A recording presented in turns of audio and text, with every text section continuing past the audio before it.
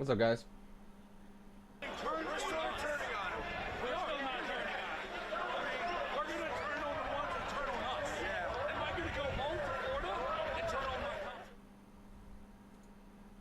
Citywide curfew for the District of Columbia beginning at 6 p.m. this evening, going until 6 a.m. tomorrow morning. During the curfew, no one is allowed to be outside in public places other than essential workers, which includes credentialed media engaging in essential functions. As you can see from video images, the unlawful behavior inside the United States Capitol building. I continue to urge all Washingtonians to stay home and stay calm, and if you see something, say something, but above all, stay home. The behavior that we are witnessing is shameful, unpatriotic, and above all, it is unlawful. Anyone who has engaged in these activities, continues to engage in these activities, will be held accountable. There will be law and order, and this behavior will not be tolerated. The Metropolitan Police Department has been deployed to assist the United States Capitol Police Does this work? in restoring order to the Capitol. What up, Smeeble? The Chief of Police will lead the command to clear the Capitol building and Are you over establish 25? Have a clean driving record? No DUIs? You can drop your auto insurance rate to as low as $19 a month. How? It's super easy. All you need to do is go to pretected.com. There you enter your zip code, put in some basic information, and get the cheapest rates. That's it. So you can go to pretected.com. Dude, it's so crazy, man. And start saving on your car insurance today.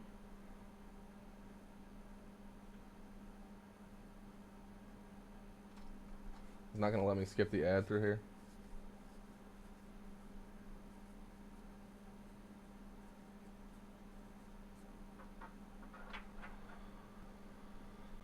You want to know why running on the treadmill 7 days a week doesn't work for you when you're trying to lose weight? Because it never has. And I know that's hard to believe. You ever play any Magic, but Smeeble? it's true.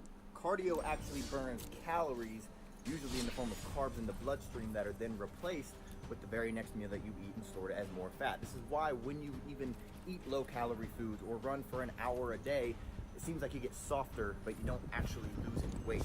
And this is one of the biggest reasons why most weight loss attempts fail within the first 3 weeks. I don't do an hour of cardio. I have never done an hour of cardio in the past 5-10 years, and I'm sick of this guy talking.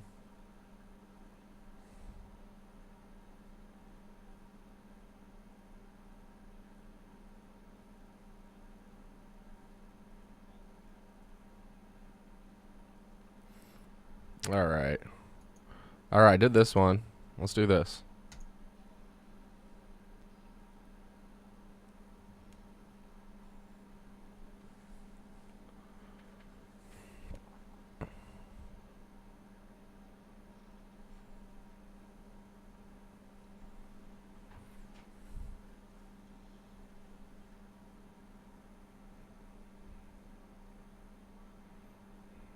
Ooh.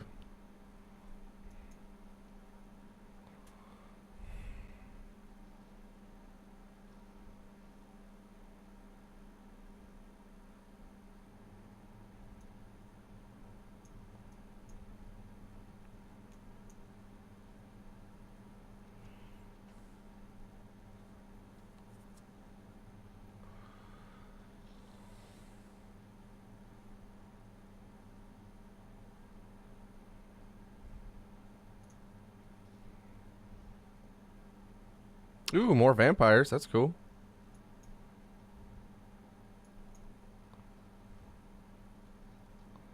Boom.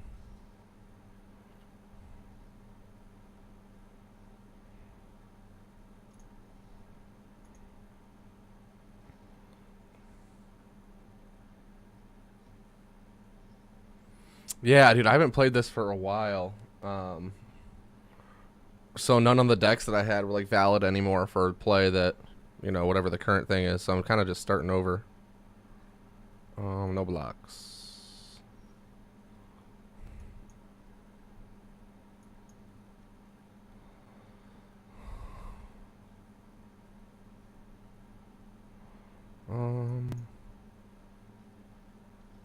Yeah, seriously, man. That'll happen.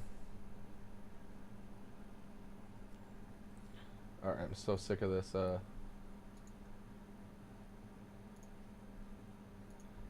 probably just have it on in the background. That'll seems like a better idea.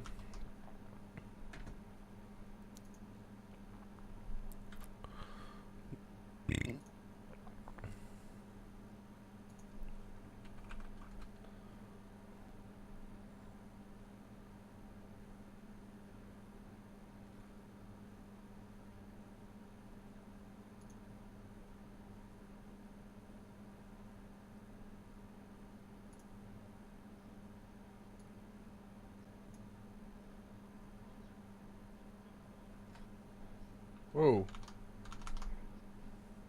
Support and capability as they continue deliberate planning and looking at how a clearing operation will be conducted. It's kind of gnarly. Thank you.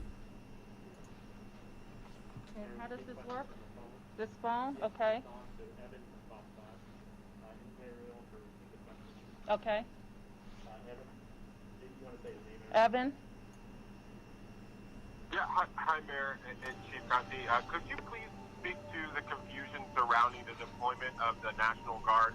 We understand that the council put out a statement saying that originally the Department of Defense refused to allow the DC Guard to reinforce Capitol. I don't know what Police this officers at the Capitol. Liliana Can is you doing, clarify but what happened there? I'm not sure what statement you're referring to, Evan, but let me be clear. I requested guard assistance, I guess, 2 or 3 days ago in supporting the DC government's operations. Ooh, it's the a singer. Metropolitan That's not good. Police Department traffic box, and all right. that request was approved by the Secretary of the Army. Additionally, as I understand, and I'll turn to the Secretary to speak to this directly, the United States Capitol Police Department requested additional guard support today. So let me go to the Secretary. Hi, this is Ryan McCarthy. When we were working through the additional request, there was additional requests that came forward from the Capitol Police, and for us to truly understand specifically. All right, we've been listening to officials in D.C., including the mayor, Muriel Bowser, implementing a 6 p.m. curfew, also officials from the Metropolitan Police Department. They are confirming that a civilian was shot, was wounded by a gunshot. So that has now been confirmed. At least one civilian has been shot in today's protest. They are asking and saying to the public in the D.C. area to please adhere to the curfew, that if they do not and they are out on the street, that police will be required to take action. Yes, the only law enforcement we've actually seen, because of the images being from the Capitol, are the D.C. Capitol Police. The mayor said they brought in some law enforcement from some other jurisdictions in the D.C. area to help out in this situation.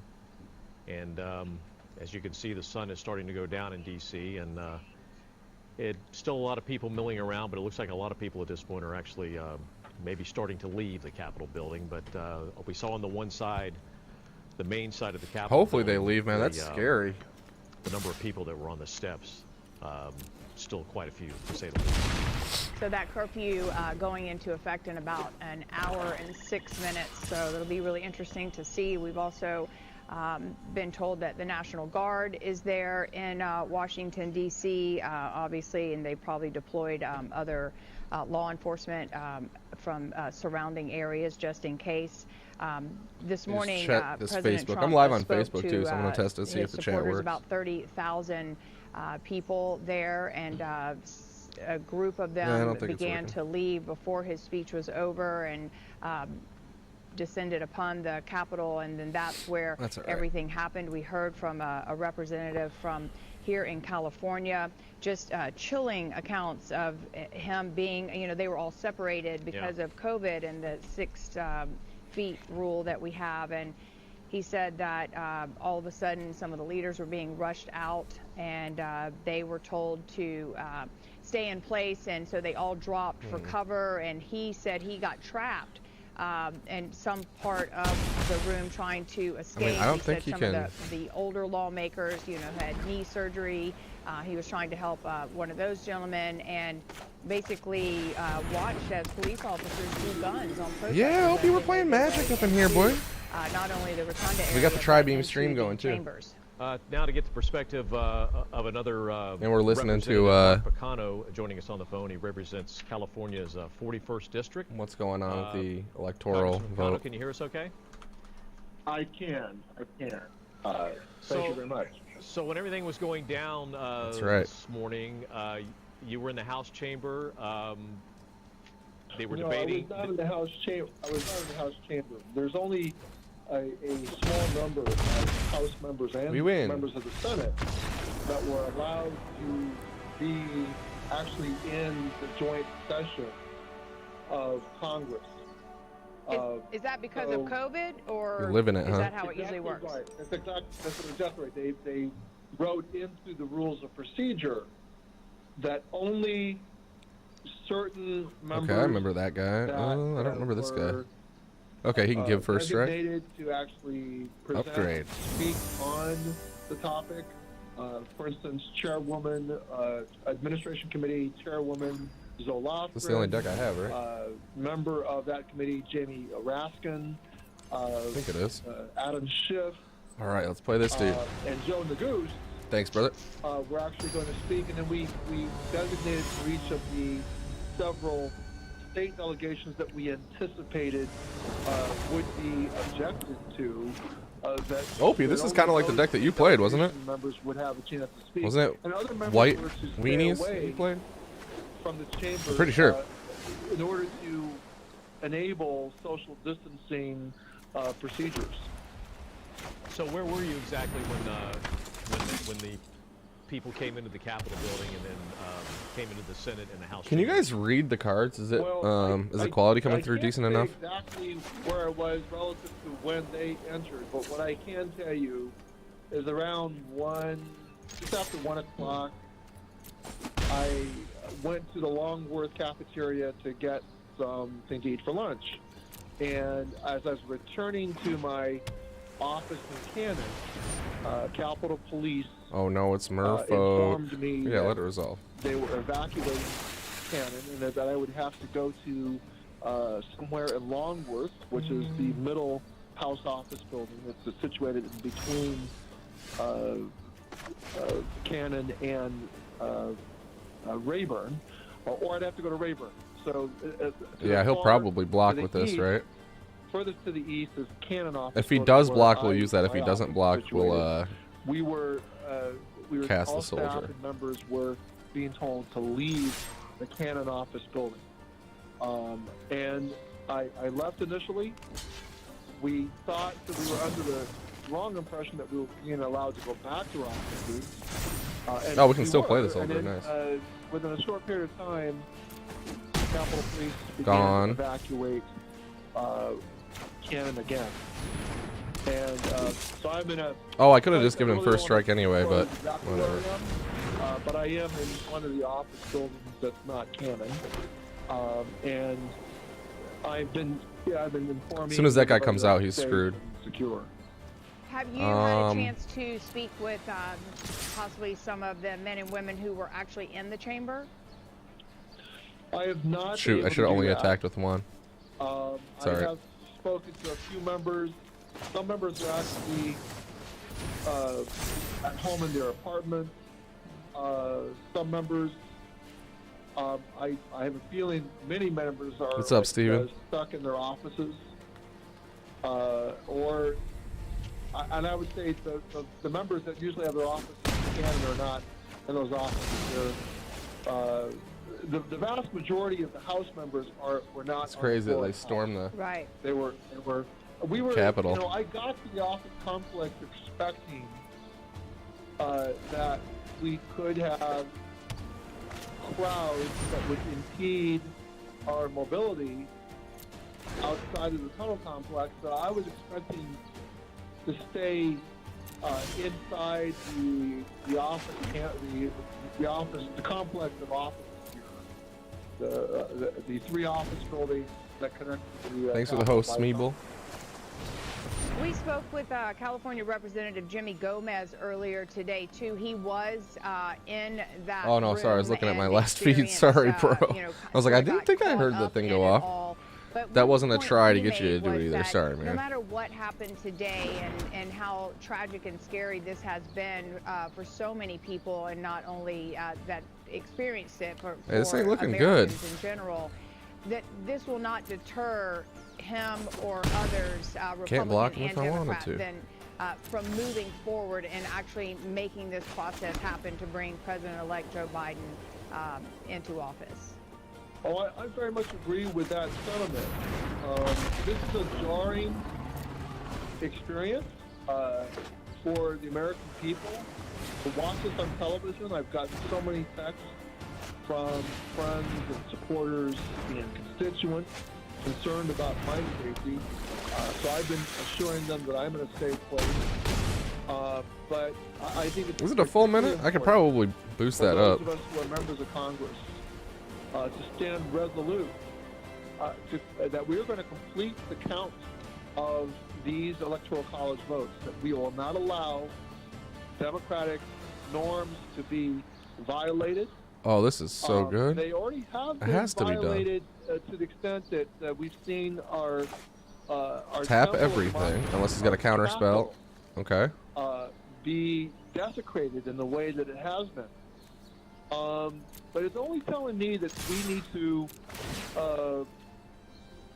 reteach and relearn what it means to be a participant in a democracy, to be a citizen in a democracy, and that there are certain democratic norms that we all must observe. Oh, that's right. And part of that is a peaceful transition of power. Hey, what up, Progma? Grace is What game? losing an election.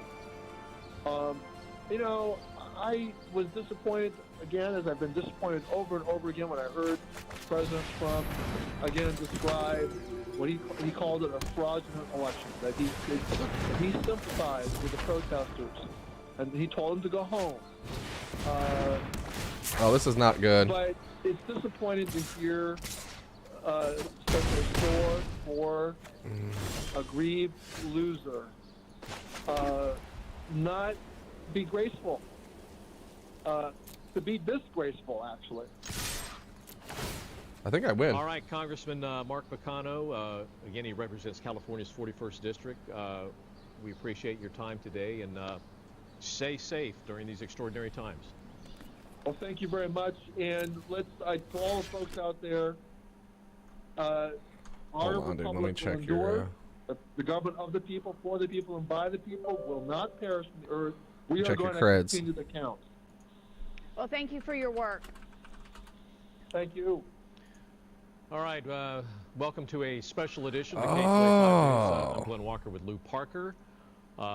We continue to follow breaking news in the nation's capital, where That's hilarious. are outside the Capitol still as the sun is beginning to set, and a curfew is looming. Oh, dude, that's within the dope. next hour. Quite a day. There's been some violence inside the Capitol building. Apparently, we've heard that one woman was shot. Yeah, I'll definitely play not that. A lot of details coming out, but quite an Yeah, extraordinary I remember you, scene in dude. D.C. to say the least. And Unprecedented. And we've had reporters in D.C. and here at home covering this story. And let's check in with Karine Cool, man. Winter. She's I in our added it to my wish newsroom. list. She's been with us all day today following these stories. How can and I get in guess on that early has now access? been Team's not letting confirmed me about in. the shooting, Karine, but do you have any other updates?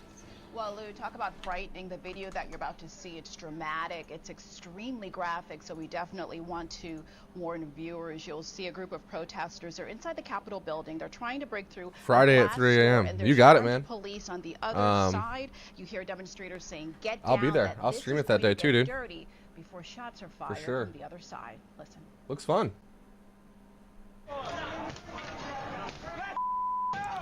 I'm definitely there for it. No problem, man. I appreciate you stopping in and chatting. It's giving me some extra help to get towards affiliate, you know. Anyway, Puff Puff the Magic Pipe. All right, it's a Friday game. Perfect, man. Sounds good. Next.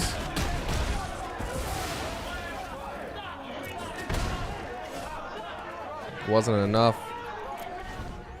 I don't know if I can get this. Just absolutely shocking and really incredible that this unfolded earlier today inside the Capitol building. This was during a security for sure, man. breach. You saw that person I fall to the appreciate that. ground.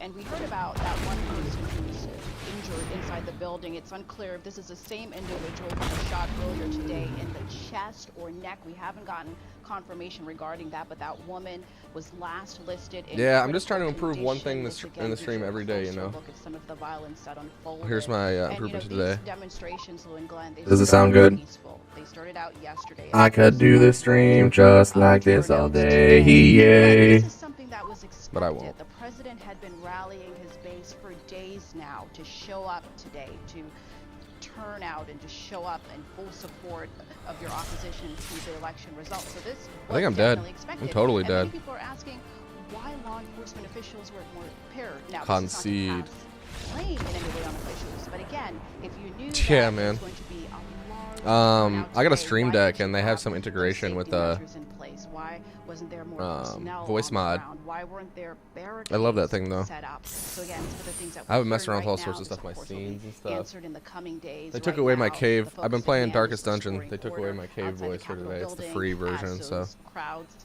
continue to move away. And I got from my Star Capitol. Wars wipes Officials going. there on the Pretty ground cool. working on those efforts, and perhaps that will happen sooner than later tonight before My that. green screen's up. Sooner than later tonight, rather, before that curfew. We'll send it back to Okay. you. So, Karine, that video... No, I'm not buying anything. It's kind of unclear where that shot came from. I mean, you would assume maybe Capitol Police officer got the confrontation, but that was just like a...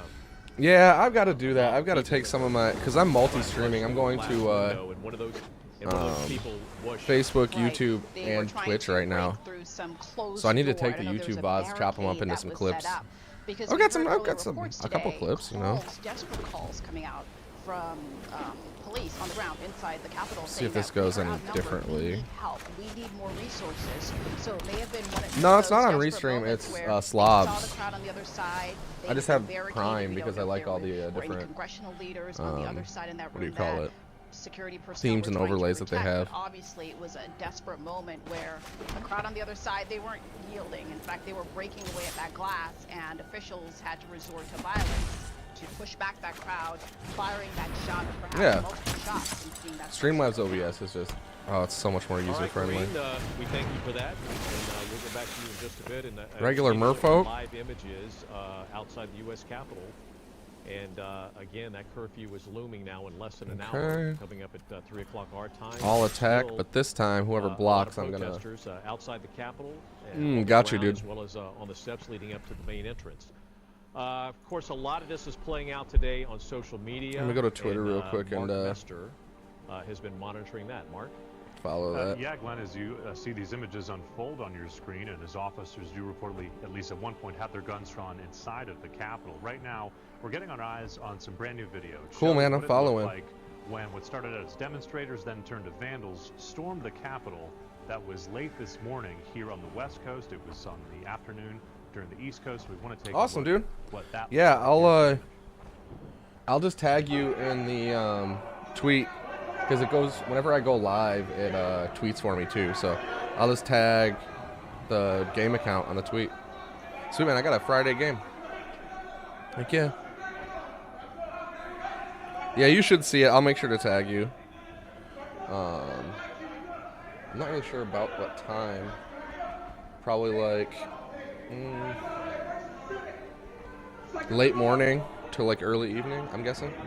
Something like that. Alright. All attackers.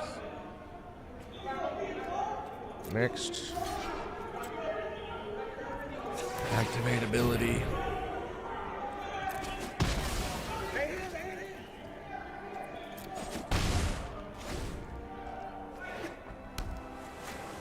Okay, sounds good, man.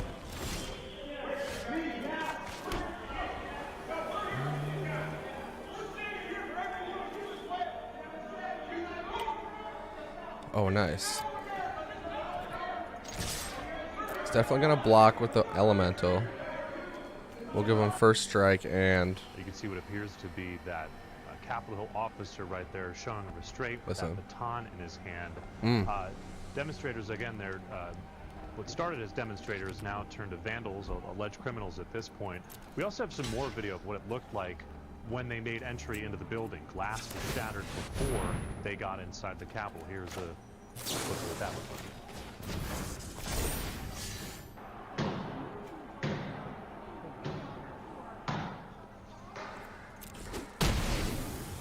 Also getting some new video, it'll show you outside the Capitol. Officers appear to be using pepper spray on the demonstrators. Yeah, what's going out next?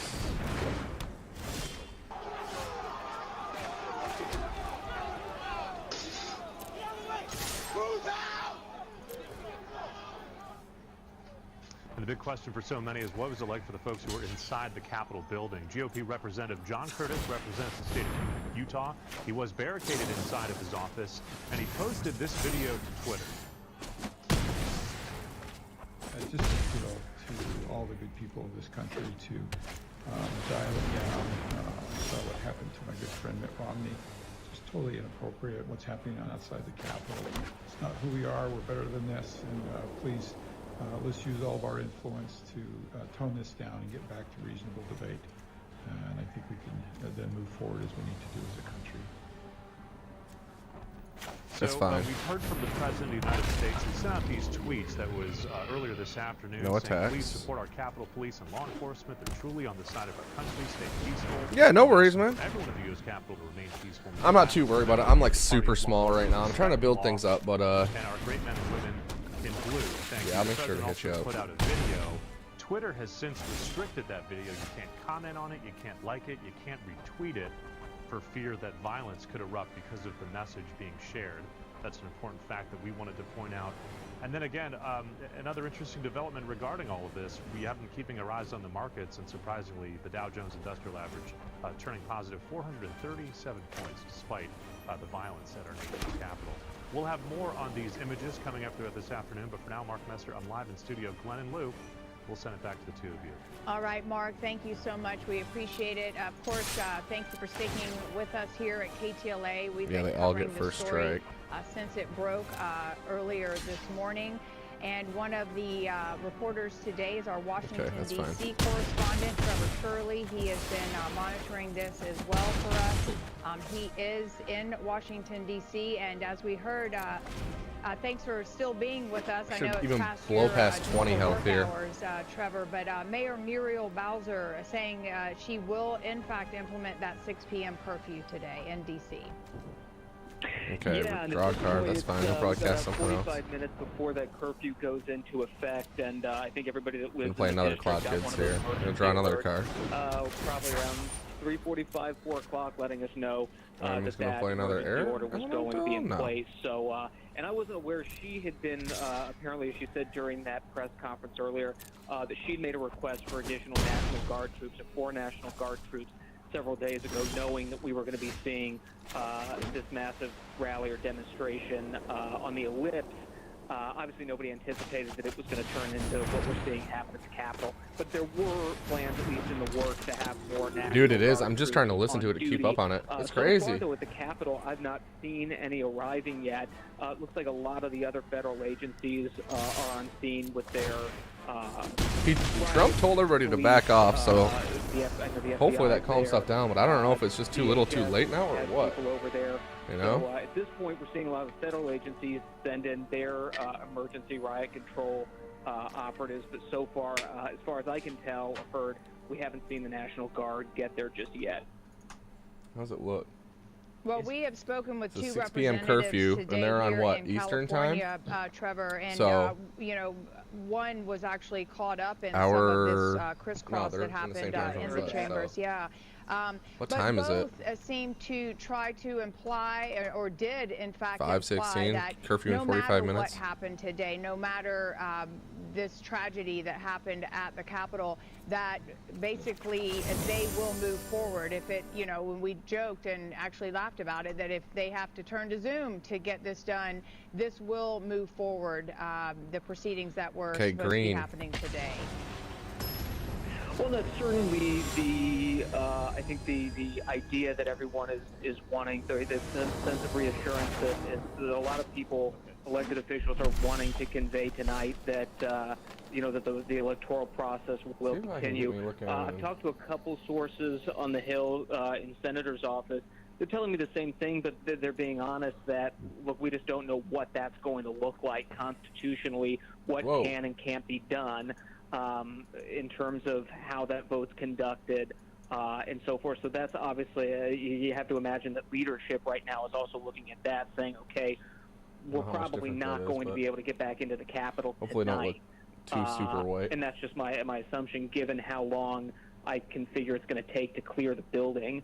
Oh, wow. But that is something that they're trying to figure out. Yeah, I hope they're not getting what exactly hurt either, man. That's crazy. I heard that somebody got shot in one of the, I don't know if it was the House or the Senate chambers. Some lady got shot. That's crazy, man. Capitol building, and in each of the, I know the House office building and the Senate office building, they do have hearing rooms there. Possibly they could use that as an alternative. Yeah, there's the potential. I mean, there are some pretty big hearing rooms. I don't think certainly enough, one that's big enough to fit a joint session of Congress. That being said, Vigilant we've seen reach, with I can't do that. There are major votes that happen that they rotate people in groups for safety. So that could easily be an approach that they take. I think the main concern right now is just securing the Capitol complex, making sure everybody's accounted for, and then making sure that the building's cleared. I mean, keep in mind, this building is, I know everybody knows it's big, but until you get in there and you walk through the halls of the basement, it is massive. Vigilance, that's right. Trevor Shirley in Washington, D.C., thank you so for if your I insight from on the East Coast today. We appreciate it, and I'm sure we'll chat with you in just a little bit. 1, 2, 3, I need 3 of them. To a couple other things here. Earlier, if you were with here with us live, President-elect Joe Biden actually addressed the nation, and we will listen to that. The scenes of chaos at the Capitol do not reflect a true America, do not represent who we are. What we're seeing are a small number of extremists dedicated to lawlessness. I should have attacked with bow. I could have killed him. Yeah, no worries, man. Go for it. It's chaos. Borders on sedition. And it must end now. I call on this mob I can do it here. to pull back and allow the work of democracy to go forward. Heard me say before in different contexts, the words of a president matter, no matter how good or bad that president is. At their best, Aha, that's how I did it. It gave us pacifism. At their worst, you can incite. All right, joining us now on the telephone is one of our political analysts, Matt Klink. Matt, can you hear us okay? X-Crew? I can, Glenn, yes. Okay. I want to talk to you about Georgia in just a moment, but first, we just replayed President-elect Joe Biden. We also heard from President Trump. I can't cast that on who him. Released a statement on Twitter. I'm sure you've seen them both. Compare the apple to the orange. Well, the Joe Biden remarks were, frankly, they were presidential. Another Gigantosaurus? So, of course. Look, he hit the nail on the head. I said it when I was on earlier, that words matter. And you contrast that sharply with Donald Trump, who tells people to go home, but then spends the next couple of minutes whining about the election being stolen, which has the opposite effect on the people that are there right now. And it's just, it's inadequate, it's disappointing, and frankly, it keeps the situation Take going, 10. which he should Then I can pacify. make this go away as quickly as possible. These people need to go home. Matt, let's turn to Georgia now. Just a little while ago, John Ossoff was declared the winner, making Georgia now, they've got 2 Democratic senators. Definitely an upset, and Lou, this goes to show you that when you go out of your way for a 5.5-week period to tell people that the election was stolen and that they should question the integrity of the vote, it depresses your base. And what we saw in Georgia was that some Republicans, key Republicans, stayed home, and it hurt. Senator Perdue was an incumbent. He did worse in the runoff election than he did in the general election, and it's in part because Republicans flat out didn't show up. Well, I feel like, over the last, 3 weeks or so, there was a mixed message inside of the Republican Yo, what up, Party. Taz? It was almost they were pitted against each other in that state. They were, and Senator Perdue I came through with it. show up for a debate with John Ossoff. If you're a Republican, I'm playing a bot, man. I'm just getting back into the and they didn't give neither candidate this version of the game. Like, I opened my game and all my decks were, I couldn't play them in standard anymore. So I just decided to start over and go back through these color things. For granted by the Republicans anymore.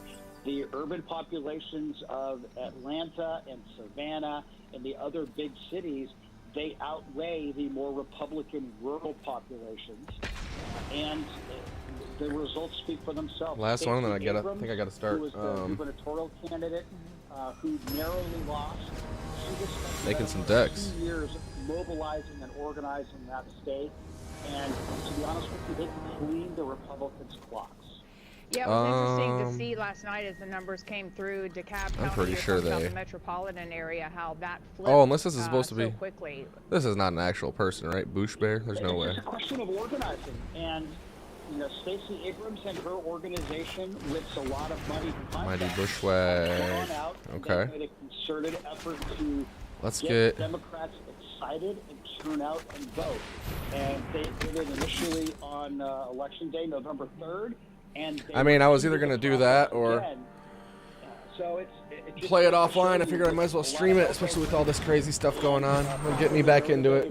People that don't necessarily remember how to play. I'm going to Facebook too, so kind of mostly a test stream, but figured why not put it out there, It's funny, or not funny, but the Ossoff race, I mean, all right. I know we had some COVID problems at the end of the campaign for the runoff, but to not show up at the debate stage, I think he did that several times, was a no-show. What kind of strategy is that? I've actually never heard of that before. It's the arrogance of incumbency, where you start to believe your own press clippings. I'm sure his people told him. We got to get that guy out there first, but I think I'm going to go Angel. He was so close to winning outright. Yeah, that's what I thought too, man. Vote, and he thought he could cruise, and clearly he couldn't, and he misread the electorate. Maybe it's at the end of the color challenge. Do you play somebody? Sometimes incumbency breeds arrogance, and this is a classic case of that. But I will add that this is a case of He's almost got enough for his trample. +3/+3 trample. Oh, what is this? That's what ultimately resulted in the Oh, he's got Garrick. Besides the protesters and the rioting today, what's all the right. biggest surprise that you've seen today? That the party that is supposed to be law and order has been anything but. And they have been yelling at police officers. There has been violence. Damn it, I shouldn't have cast that. Oh well. Now, whether or not people associated with Donald Trump's organization, the political side of it, or the Make America Great, or radicals, it doesn't matter. The cause of this is all Donald Trump's inflammatory remarks that lit that fuse. And it's disappointing, and it's going to cause a lot of people to question not only Donald Trump, What does that but they're do? going to look a lot different at his Ooh, legacy okay. on a going forward basis. So what happens with the party he leaves behind? Well, the party he leaves behind. Let's get rid of this worm, man. Both parties, when you lose a presidential election, you face a certain amount of soul searching, and you look toward the future. The Republican no. Party has the opportunity. I don't need to do that. They are in the minority in everything. Right? They don't control the House. They don't control the Senate. And they don't control the I think this presidency. works. So No. There will be a Yeah, balance that of should the work. soul of the Republican That should Party. work. Whether it is going to be a conservative populist party or a traditional Republican. I might be stupid and this might not work, but somewhere in between. That's yeah, going to be okay, the next that's good. battle over the next 2 years. But I would suggest that the 2022 Let's election get will be favorable for Republicans. Matt, it was interesting today when we were speaking with one of the representatives. I can't remember which one said it. He said that, you know, he was pulled up in a room with not only Democrats, he was a Democrat himself or is a Democrat, and he was also with Republicans, and they were, you know, having their chats as humans as opposed to Democrats and Republicans. But he did say that that group specific to Republicans who were going to oppose the vote today in that ceremonial electoral 4-2 trample happening in when all this happened. He said they were literally separated, almost like high school, separated together, huddled together, and we're not speaking to the other Democrats and Republicans. Well, let's hope that the larger group of Americans and members of Congress. Oh, I should have attacked with the party. He would have killed him. Becomes the norm rather than the exception. We need to realize that just because you and I may disagree, that we can disagree, and that doesn't make you my enemy. Am I gonna get something nasty right here? I think that, you know, Joe Biden's rhetoric has tried to calm tension. I think he's getting asked to tap that guy every single time, which is why he isn't. Okay. We need violent that's fine. disagreement, not violent actions. And let's hope that we can get that in the upcoming session, and that we can attack people's beliefs without attacking them personally. Oh, he's done. That indeed becomes the case, because that's what makes America great. He's done after this. All these guys are gonna get lifelink. I'm gonna get 2 more cats out. I'll be over 25. Nicely said. Political analyst Matt Klink, always a pleasure to chat with you. Thank you so much. Thanks a million. Boom, boom. Okay. There's the 2 cats. Lieutenant Governor from the state of Georgia, where the situation took place last night, gave his reaction to what is going on right now in Washington. Let's listen in. I call on Donald Trump, President Donald Trump, to speak with What is all this? the clarity in the world as to exactly what America Add 1 should mana do if you at this point in 2 Washington. mana. Oh. They should exit the Capitol Okay. peacefully. This is an They should interesting allow deck. democracy to once again shine. Well, you just heard it, Lieutenant Governor of Georgia, Jeff Duncan, speaking again, wanting to know what President Trump will do and the message that he is giving to the protesters who are still there, where a curfew is going into effect in about 32 minutes in the city of D.C. We did hear President Trump. He's tweeted twice today, and he also released a video that's now been blocked on Twitter, basically telling the protesters that he sympathizes with them and their anger and their disappointment, but to go home, and went on for another minute or so talking about that the election was stolen from him. So that is the this cosmetic stuff I'm not used to that either. he, as the president of president of the United States, is giving tonight. Not a strong message, but basically in his own way saying, go home. And not only go home, but go home in peace. But still a lot of protesters there still outside the Capitol building. And starting to get a little hard to see now. Green or blue, so I should do green or blue it looks next. like there are still protesters on that one set of steps Green or blue. On the left side of the Capitol building. And of course you see the top of the Capitol all lit up, which is always very dramatic. Well, and also this curfew is not just for these protesters. The curfew is for the entire city of D.C. So, you know, obviously the eyes are on the I need to do blue next anyway. It's a color challenge, Frogma, so I don't know exactly what it's going to do. Aerial domination doesn't sound like a lot of control, but it might be. This is for the entire city. Yeah, I have a feeling that they're not going to go home. They're going to probably try to claim some QAnon stuff and stay there, you know. Could move to another part of the city, so that's who knows? It's scary as hell, though, dude. You know, all those dudes have guns. Winter. She's been covering the story alongside us. She's in our newsroom right now with some updated. Yeah, if you see anything here, though, that I missed, let me know. You just touched on that is a big concern tonight. That as that mob moves further away from the Capitol building, that police, they are in position to prevent any further flare-ups, any other violence from happening across the district. So that's something that we're monitoring. But inside the Capitol building today, there were numerous confrontations between protesters and law enforcement officials. You're about to see one. It's very, very graphic. Ooh, zombie goblin. I like this already. It shows you the tense moments that unfolded inside today when a group of protesters, they actually tried breaking down a door. You see them actually chipping away at the glass. There are armed officers on the other side. Take a look at what happened next. Oh, dude. I hear you, man. Like the shit that they're doing, man. They're like breaking into Congress, man. Dude, the doors are smashed.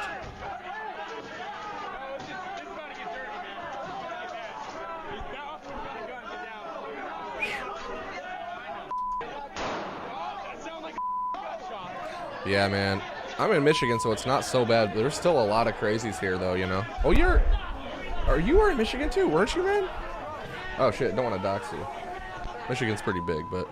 And again, this all happened during a security breach as those protesters tried to get through that door. I live by the Capitol, so I'm just like staying the hell away from there.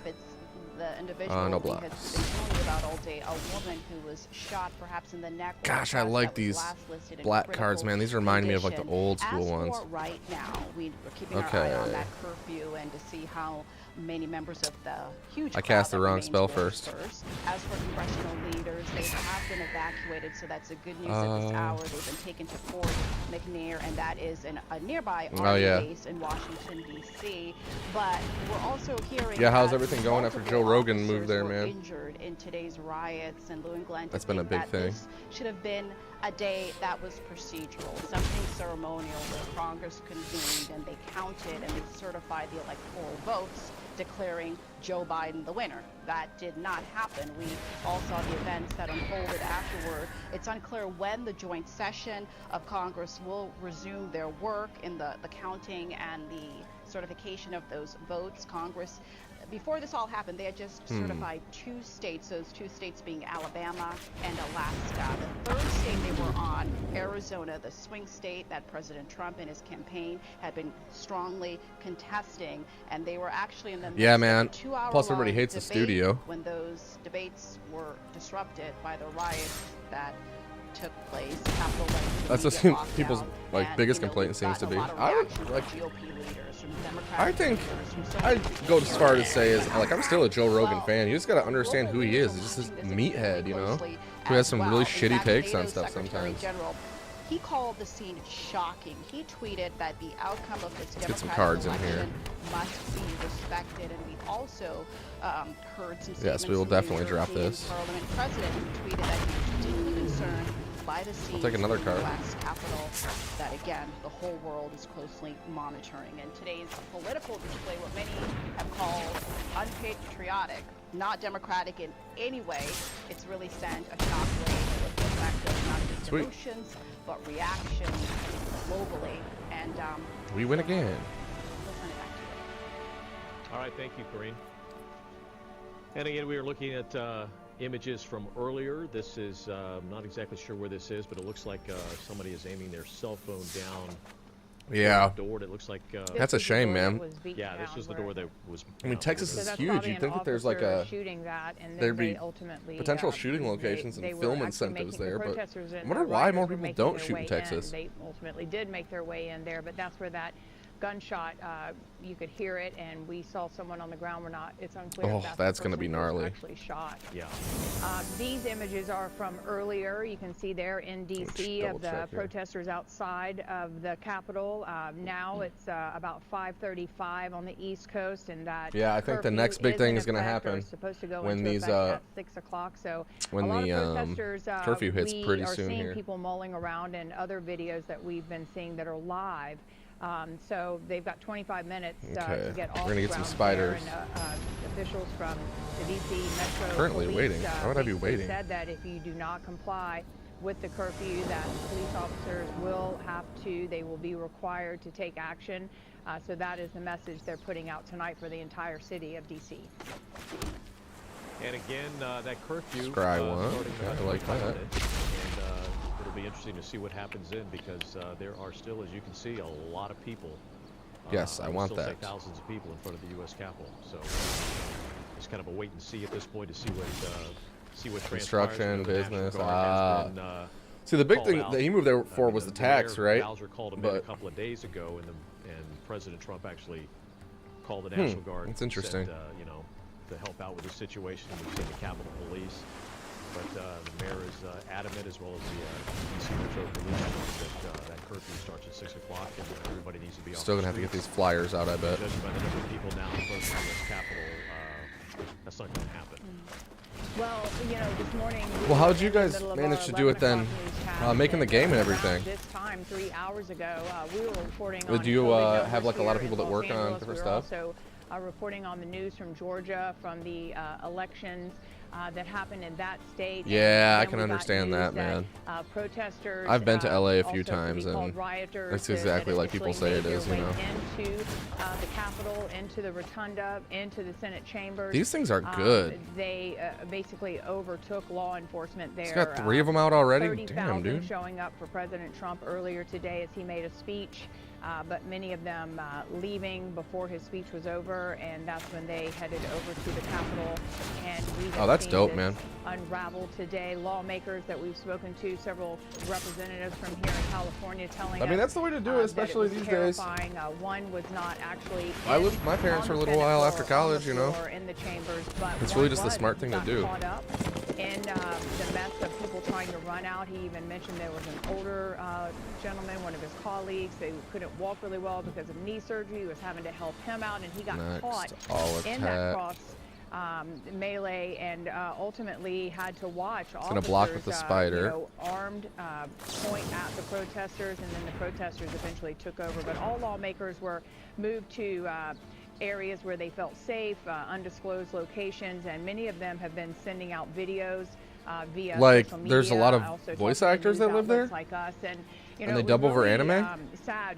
That's like a to weird talk to niche, them and disturbing if that's what to you're saying. hear their stories, because you know, Washington and what we've seen over the last year, the pitting of Republicans Who'd have and thought? Democrats against one another, and the rhetoric and the negativity and the protest and just everything that's been happening. You know, when you're in a situation like that, when now all of a sudden your life is in danger, that you don't know who's coming in the room, and if they're armed, if they're going to kill you, you're not a Republican or a Democrat anymore. You're a human, and for them to bond together and be able to huddle, literally helping each other, he said, to make sure that someone doesn't pop their head up too high, and just in case they could get shot, is just an overwhelming disgrace. That's fine. I can take that damage. Well, not just a human, but an American citizen, you know. And at some point, I probably should have unsummoned it right then. everybody has to come Damn it, together, I and should have. That has been the hallmark of this country, you know, from the beginning, going back into the 1800s. Of all the ups and downs. Well, I have to do eventually this. Everybody comes together, and that's why, you know, it survived as long as it has. Again, you're looking at a live. Oh, that's picture dope. Of the state capitol. Again, that curfew starting in about 21 minutes. At 6 o'clock Washington, D.C. time, 3 o'clock our time, but you know, a few people have dispersed and are leaving, but still a lot of people milling around in front of the U.S. Capitol. Yeah, and we've heard from President-elect Joe Biden today. We've also heard from President Trump. He released. So he's going to win next round, unless I can kill him here. And I don't think I can, because I did that unsummon the wrong way.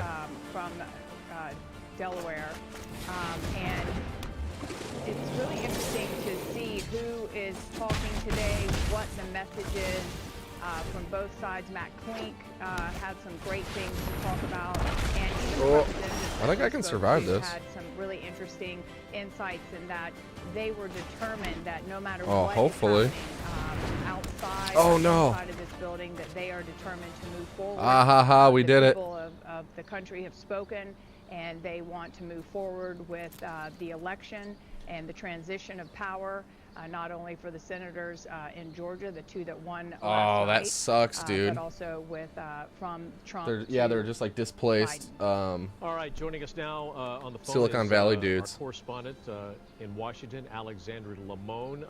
Well, you'd think that they'd you're about 20 appreciate, minutes away like- from that curfew, but it doesn't look like Reducing the cost of living. a lot of people are leaving the capital. Dude, LA, I hear, is just terrible. Hey there, good evening. Well, actually, earlier in the day, I would say there were thousands more of these pro-Trump supporters, but ever since that, rioting and chaos happened that led to that shooting, and at least one person was taken to the hospital, ever since then, we did actually see quite a lot of people leave the immediate area around. I didn't know Id was in Texas. That's pretty cool. There are still hundreds of people out there. Whoa, whoa, whoa, whoa, whoa. Why didn't he die? Clashes with the various police agencies that are out there right sure. now, where the officers are trying to push back the protesters. It appears that they got them out of the building. Right now, the FBI is doing a room-by-room sweep of the inside of the Capitol building, but outside, these officers are trying to methodically push them down the steps. And I hear that San Francisco just smells like human crap, as possible, but we've seen them clash. Never actually been to San Fran, though. We're trying to scale over a retaining fence to try to get back onto the Capitol steps and back onto the Capitol grounds. So we're seeing all of that tension play out, and in 20 minutes is when that curfew kicks in. We do know that in addition to the Capitol Police, D.C., Maryland, and Virginia have all deployed members of the National Guard. And then also the D.C. Metro Police Department sent buses full of police officers to the Capitol complex area. So 20 minutes from now is when the curfew kicks in. We'll have to see what happens then. Alexandra, one of the concerns that we were thinking about is that, these numbers, these protesters are there at the Capitol, but, they're mobile and they can move to different parts of the city, and D.C. is large. 3K for a studio. No, thanks, man. It will be an interesting night for law enforcement. The National Guard, as you mentioned, in the city as well, and the officers from the D.C. Metro Police basically said you have to comply or police will be required to take action. A pretty stern warning.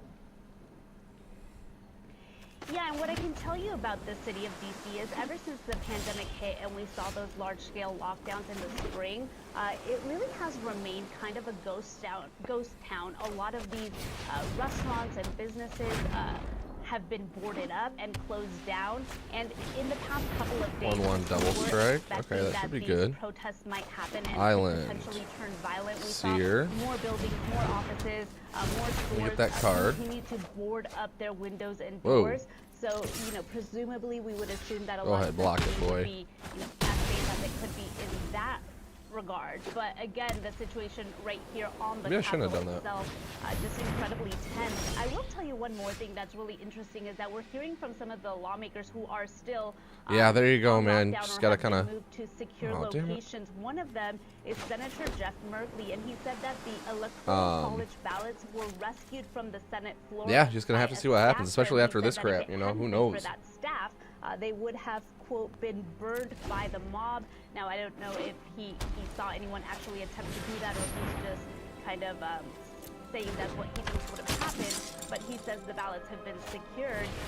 So still a very, intense and developing situation as well. All right, Alexandra Limon reporting for us from Washington, here's what I'm going to do. It's going to be a busy night for you. Thank you so much for your insight. I'm going to joining us on the phone now is unsummon him. Bye. From here in Los and I'm also going to unsummon this year. Congressman, can you hear us okay? Yes, I can hear you. Thank you so much for covering this important story. So when all this started today, where exactly Give me a card. were you? We know that there's debating over the another unsummon, nice. legitimacy of the electoral votes from Arizona when this was happening. The senators were in the Senate, Congress was in the House, or at least most of you or some of you. But I know COVID has kind of messed everything up. So where were you, and what did you see?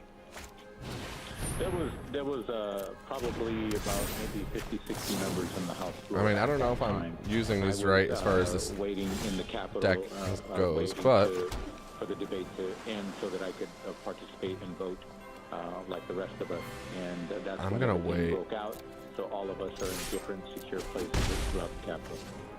This Lou Parker here. I'm gonna hang on to that Sphinx. What exactly went through It's gonna put something your mind? nasty out. Obviously, it's a tense day, a big day, a very ceremonial day for our country, but also on the heels of the Georgia elections, a lot of tension. You guys had to have expected some protests outside of the Capitol, but to hear that they are inside the Capitol, what went through your mind? Well, what went through my mind was that they overwhelmed our Capitol Police, unfortunately, and also we could have and should have anticipated this. But I can guarantee you this, Lou. This is not going to happen again. This will not be allowed to happen again. There will never be an overwhelming crowd that will be able to overwhelm. Yes, I know. Whose duty is to protect all of those inside of the Capitol and secure the sanctity of our United States Capitol. Yeah, it gives me goosebumps when you just said that. Just to think that, you know, for the law of course we're enforcement gonna play that that. got overwhelmed as well. And it's not necessarily their fault, but how could they, in general, just not be prepared for a mass crowd like this? Or is this just a historic situation? That's fine. You're dead this Lou, turn. this is a historic situation, and we've crossed a crucible that fortunately we've never had in this country. And I put it squarely on the shoulders of Donald Trump. Donald Trump spoke to this crowd, and it's been reported by many organizations that the crowd got more intense since he spoke, and that's when they marched toward the United States Capitol, and that's when they overwhelmed our police. And that is never going to happen again for two reasons. One, Donald Trump is no longer going to be president 14 days from now, so he won't have the power of his voice like he's had over the last 4 years. And secondly, we are going to be better prepared in the future because in this country, I think, Lou, all of us should be very, very proud that we've never had to fortify our capital, unfortunately, the way we should have today. But unfortunately, we are going to do that going forward. 7 cards. Man, oh man, that's Donald crazy. Trump has proven somebody with a megaphone like his and somebody who can be extremely negative every day of his life and every day of his presidency has caused this to happen. But I can guarantee you this, our law enforcement and the United States Capitol will not be overwhelmed ever again like it was today. So at this point, that's what we're they say. just minutes away from this 6 o'clock curfew in D.C. There are still a lot of protesters outside the U.S. Capitol. Some still up on the steps on the... Yeah, exactly. See, that's the issue, man. At this point... The thing is, what happens? Does he fade into obscurity? Or do the people that have, like, flags attached to their trucks with his name on it keep doing what they're doing? I have a feeling he's going to keep holding rallies, and he's still going to be an issue. And Ted Cruz is up there trying to literally scoop up all of Trump's base because he thinks it's over for Trump, you know? Yeah, exactly. We are talking about them doing the sweep. I mean, dude, how many of those like cardboard cutouts or flags have you seen where it's his head photoshopped on Rambo's body? That's what, like, a lot of people think about this guy, you know? I hate to say it, but let me tell you, we are going to that's how they see him. We're going to continue our duty, and we're going to continue with the process of democracy as it should be, as it always has been in the United States of America. We've spoken with 2 representatives from California as well. Cruz is the worst, man. Mark being one of them, and they both implied today that no matter what, even though these protesters and rioters did this today and broke everything up, that you guys are moving forward, and this will not stop the movement forward to basically bring Biden into the presidency. Yes, we will continue the process of winning the Electoral College votes. Biden did in fact win. We are going to follow through with that process. And on January 20th, we're going to have a safe swearing in of the next president of the United States, Joseph Biden, and also the next vice president of the United States, Kamala Harris. That will This is crazy, man. And that will take place. You'd think that they knew that this was going to happen. I wonder if Trump purposefully didn't activate the National Guard, because they had to have known this was going to happen, you know. If things don't work out, that you can't get back into the House and the Senate chambers in the Capitol building. Non-creature spell. Is there a okay. contingency plan that maybe you could use some of the hearing rooms in the House office building and the Senate office building to try to get your work done? Great point, Glenn. When we pass our rules of the House, we do have provisions, options A, B, and C, etc. And those options have already been delineated in the past, and that has already been shared with the membership of the House of Representatives and the United States. They had to have known something like that was going to happen. Continue to do so, with preferably on the floor of both the United States Senate and the House of Representatives. But if not, we will utilize our legal options that we have to use alternative space so that we can continue with our democratic process. Representative, besides the lesson of needing more security, what lesson was learned today? The main lesson that was learned today. Yeah, it really does make you wonder, man. Donald Trump speaks. Well, it's just like that phone call, you know. When Donald Trump he got caught on that one. Somebody recorded it and leaked it. But how many other times has he done that kind of crap with anger in their that we don't know about, you know? Did bad things happen? It is what it is. One of the things that we are going to make sure that happens today and going forward is that we do not allow any entity, any individual, any group of individuals to take over our sacred space of the United States Capitol. And again, I want to make it very clear. This is sacred space that is of the people of the United States of America. It's a symbol of democracy. It's not about, first and foremost, protecting the elected officials. It's about protecting our democracy.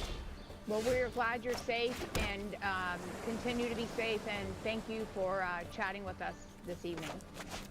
Thank you. Good talking to you. It's been a long time since I talked to you, Lou, when I was on the City Council in Los Angeles. It has been a long time. Good to hear your voice. All right. Stay safe, Congressman. Oh, I didn't mean for my shaman to die, but that's okay. All right, let's move on to Mark Mester. Of course, there's been a lot of another one? I was gonna shock something. To say the least. Shock. Yeah.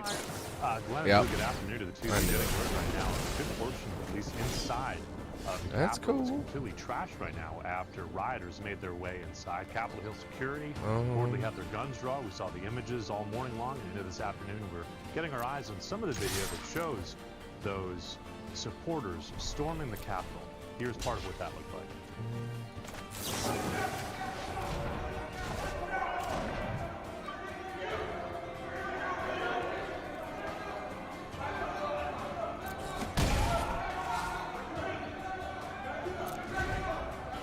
6 HP.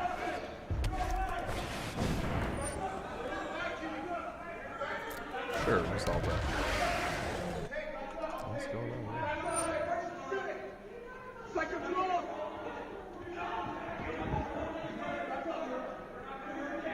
Oh, it's going crazy, man.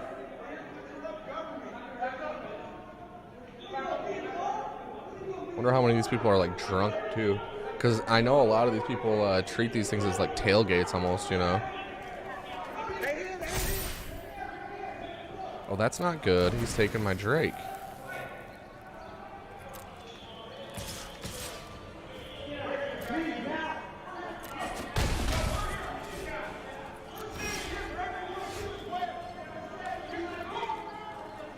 Okay, give me a card.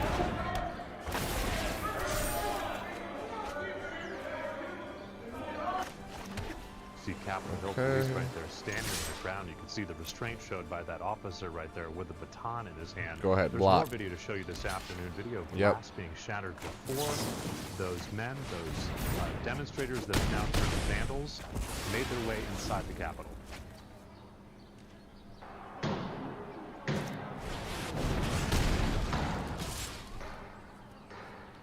In addition to that, getting some new video from outside of the building. It shows officers appearing to use pepper spray on the men and women as they approach the Capitol building.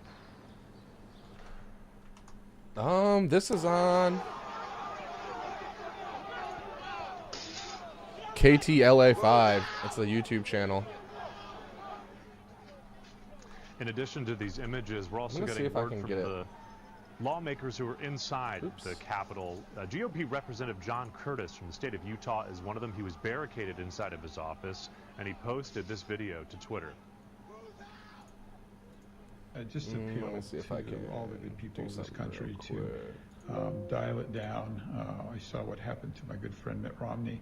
Just totally inappropriate what's happening outside the Capitol. It's not who we are. We're better than this. And please, let's use all of our influence to tone this down and get back to reasonable debate.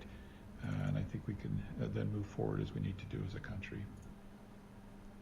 So the president, in addition to sending out that video a short time ago, sent out these tweets prior to that. He tweeted, "Please support our Capitol Police and law enforcement. They are truly on the side of our country. Stay peaceful." In addition to that, he also writes, "I'm asking for everyone at the U.S. Capitol to remain peaceful, no violence. Remember, it's not we gonna, are the party of law and order. Respect the law and our great men and women in blue." The president finished by writing, "Thank you for that." Again, these images do continue to come into our newsroom. We'll have more of them throughout the afternoon and into this evening. But for now, Glenn and Lou, we'll send it back to the two of you. All right, Mark, thank you so much. You're looking live here of images in Washington, D.C. That curfew going into effect in 4.5 minutes, and they're still there. Yeah. This should be interesting. Yes, the National Guard has been called in. Haven't seen any sign of them yet. We have seen a lot of D.C. Capitol Police or U.S. Capitol Police in riot gear. But as far as D.C. Metro Police, no sign of them yet, even though we did hear during a news conference from the mayor and the chief of the D.C. Metro Police that this curfew definitely goes into effect at 6 and everybody needs to get off the streets. We'll just have to be I wonder if I can pop sit this back and out. see how they handle this. Yeah. Trevor Shirley has been reporting from Washington, D.C. All morning and afternoon, and now, Trevor, it's dark there now, and, you know, it's anyone's guess as to how this will play out with National Guard and law enforcement and that curfew.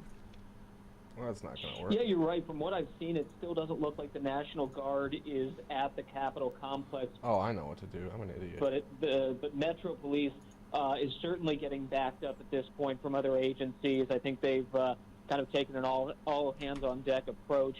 From what I can see on the TV coverage and our own feeds, looks like the riot police have at least been able to gain control of the Capitol complex. They've moved people off the western lawn. Yeah, no worries. Thank and you, man. We'll catch you soon. everybody up to the street that is close. Maybe Friday or something. I'll hit you up and maybe pop back into the stream or something. Exactly say what up. Approach they're going to take when that But be cool, man. goes into effect at 6. We're also getting I think I'm going to take a little break too. Press. So they're reporting that the Capitol is secure at this hour. Yeah, That's be cool. Good news. We'll check in a few. Yeah, certainly good news, and that actually took much less time than I thought it was going to. I know, I think the congressman that you just had on said the FBI was All right, going we'll be to right do back. that I'll leave this on in the defense. background for you guys. But yeah, that would absolutely be a monumental undertaking to go through the entire building and clear it out and make sure that nothing was left behind that somebody could then go in there at a later date and retrieve and use. We heard the news conference from the mayor and the chief of police. All right, be right back, guys. I would suspect at some point we're going to see law enforcement moving in and trying to clear some of these people out. Yeah, I think it's that balancing act that law enforcement and the local government have to deal with. It's to get things under control. How much do you push people back? Do you let them have their space and roll with it, or when 6 o'clock hits, do you send in the police and forcefully get everybody off the streets and potentially make the situation flare up again? Again, I'm looking at a footage from the west side of the Capitol right now. It looks like police have, doesn't look like they have created a pretty solid line. But what they're going to do here in 2 or 3 minutes is anybody's guess. I know it sounds like you heard our interview with Representative Tony Cardenas. And, and I talked to him about several issues in terms of like them moving forward with the process of the electoral situation there. But one thing he did say is this will never happen again. It was a historic day. Of course, there's tons of law enforcement. You always think that there's enough in the building. He said, but this will never, ever happen again in terms of their safety and the safety of not just the lawmakers, but the people that work in the building as well. Yeah, you're exactly right. I mean, you have to keep in mind it's not just the lawmakers, it's their staff, it's the Capitol Police themselves, it's the custodial crews. I mean, there's several restaurants in the building. There are so many people, that don't have anything to do with the government that still rely on the Capitol complex for their livelihood. So that's going to be a discussion that Capitol Police and the federal government have moving forward, probably sooner than later, on what exactly needs to be done to secure this. Just for some perspective, I think it was a CNN correspondent had tweeted out that the last time the walls of the U.S. Capitol were breached, it was by the British back in the 1800s. So this is really going to cause a major shift, I think, in the security approach and how people come and go from this complex. All right, Trevor Shirley joining us live from Washington, as he has done for most of the day. We certainly thank you for helping out today. You've done a great job. Hey, thanks for having me. I appreciate it. I imagine I'll be back on with you later sometime tomorrow, too. Oh, I'm sure. All right, this is the KTLA 5 News at 3. I'm Glenn Walker along with Lou Parker. And again, we continue to follow.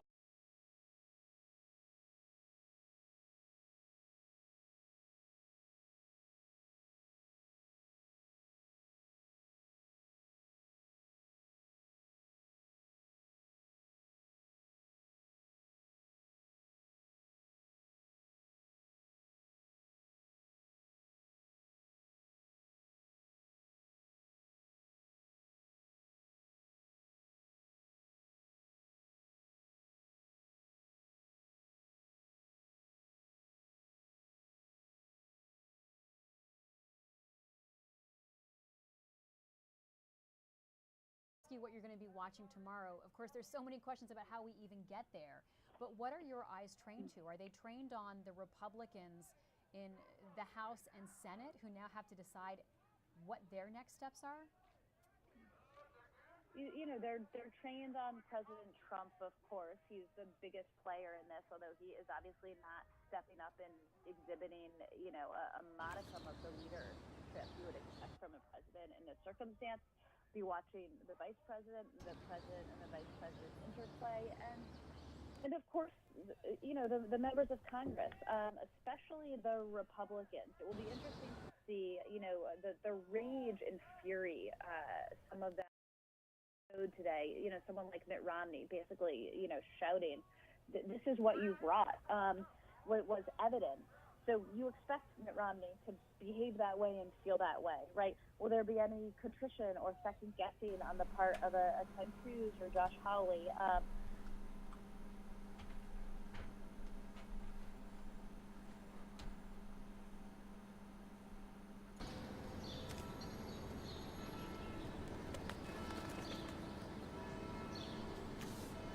Fathomableness, so. Ashley, I do want to point out that a VP at Facebook is saying that they are removing President Trump's video from today. Writing on social media that this is an emergency situation. They're taking. So Facebook is taking appropriate emergency Wow. measures.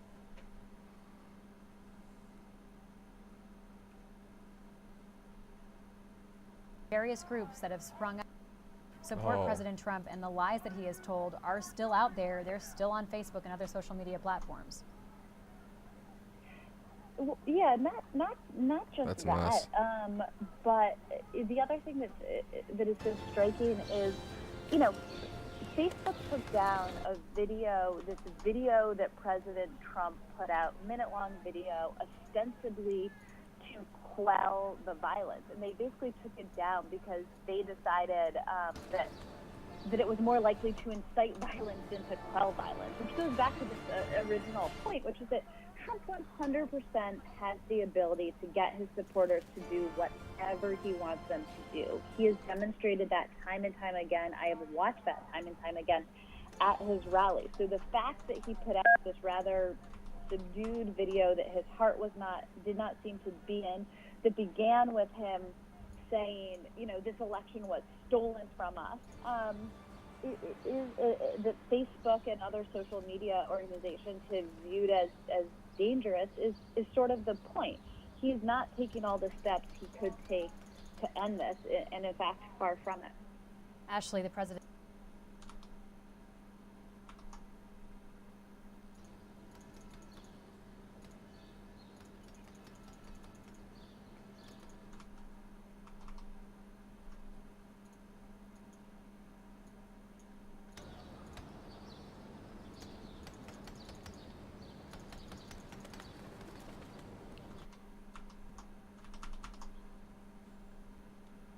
This tweet about what has happened in the election. The president not only about the election results, but fanning the flames of violence in the nation's capital at this moment when Republicans, Democrats, the vice president of the, the president-elect Joe Biden are all calling for calm and unity and an end to this, and he's just Hey, what's up, Angie?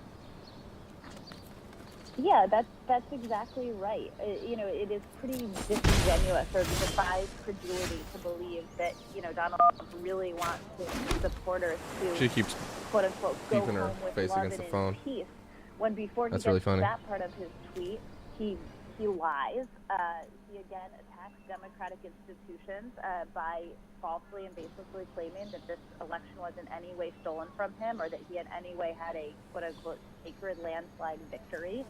And, you know, Right. he calls this angry mob of violent supporters with he said they've been badly and unfairly treated. So the idea that they would continue to rise up when these are the words coming from the president, again, are hardly surprising, and Donald Trump knows that better than anyone. Ashley Parker, White House reporter, thank you so much for joining us. Really appreciate it, Ashley. Thanks for having me. James Homan, the president trying to Soul justify Blade Jin. the horrific actions that have taken place in the United States of America today, trying to justify the actions Water of knot, I people like who that. stormed the Capitol building. Hey, what up, Tanner? You know, in his latest tweet, he is essentially giving what he sees as a reason for their actions today, which implies that he supports what they've done, James. It does. And remember in that minute video, which Facebook has taken down, he described his enemies. He called them, he used this word evil. And even now, he's making it clear that he called for a big show. He urged people to come. He spoke for an hour. San Dimas forever. From the ellipse by the White House up to the Capitol, and he urged them to go to the Capitol. Earlier this morning on television, Donald Trump Jr. Was talking about putting on a big This fight. is kind of a Rudy Giuliani did the same. This is shocking, but not the best surprising. hand. This is the consequence of 4 years of this kind of rhetoric. The attacks on journalists that we're seeing, the equipment being burned is a consequence of talking about enemy of the people. Yeah, it's magic right now, man. Agree with you. I've been playing a lot of different stuff recently. I don't always stream it to Facebook though. I'm on Facebook, Twitch, and YouTube right now, just so you know. This is the coda of the Trump presidency. And it is striking because there are a lot of people over the last 2 months who have privately expressed their disgust with Trump, frankly, over the last 4 years. And a lot of them have not spoken out. A lot of Republicans will tell you, I can't risk the blowback. I want to keep my powder dry. I want to respect the sitting president. And that's why in the most significant statement that he's put out since George W. Bush has just released a very strong statement, which if I can read, is striking. It says, Laura and I are watching the scenes of mayhem unfolding at the seat of our nation's government. Can't block any of those. Disbelief and dismay. It is a sickening, heartbreaking sight. This is how election results are disputed in a banana republic, not a democratic republic. It looks really, really nice. I've been playing a lot of no, Hades though. It's great. I love the art in that game, like the the anime style. The violent assault on the Capitol, like disruption of a one shot, mandated meeting of Congress, 2-panel was thing undertaken by people with the text. It's pretty cool. Who've been inflamed by falsehoods and false hopes. And he uses the word insurrection. Insurrection could do grave damage to our nation and reputation. In the United States of America, it is the fundamental responsibility of every patriotic citizen to support the rule of law. To those who are disappointed in the results of the election, our country is more important than the politics of the moment. Let the officials elected by the people fulfill their duties and represent our voices in peace and safety. And then he ends by saying, may God continue to bless the United States of America. Very strong statement from George Bush. A lot of Republicans have continued to say this kind of thing since the election, since Trump refused to concede. And I do think this is just shocking to the conscience. This is the former president himself, the son of a president, the grandson of a United States senator from the United States. And you can just imagine George and Laura Bush sitting at their house in Highland Park in North Dallas, just disgusted by visuals, just as all of us are.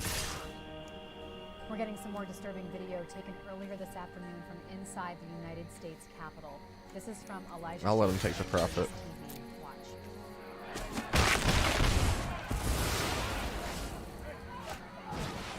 Yeah, Tanner, I've been playing a lot of Baldur's Gate 3 lately too. Ew, boot nipper. Ew. This one's not looking good, man. Sheltering in place still. Last talked to you, there was some sort of alarm going off. What's the situation right now?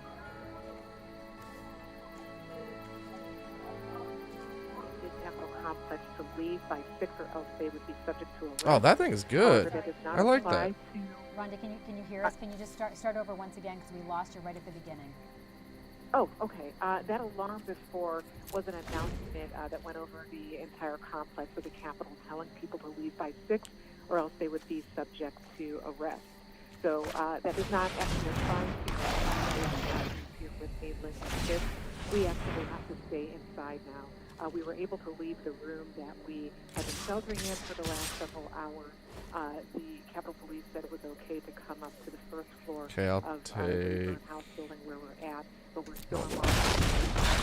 It's not looking good, this game, but... with people here, and that includes journalists and staffers. Everyone has some coats on because wondering when are we going to be able to leave, and we're all asking each other, so we're not very clear about when this lockdown will be lifted, but we're still in it.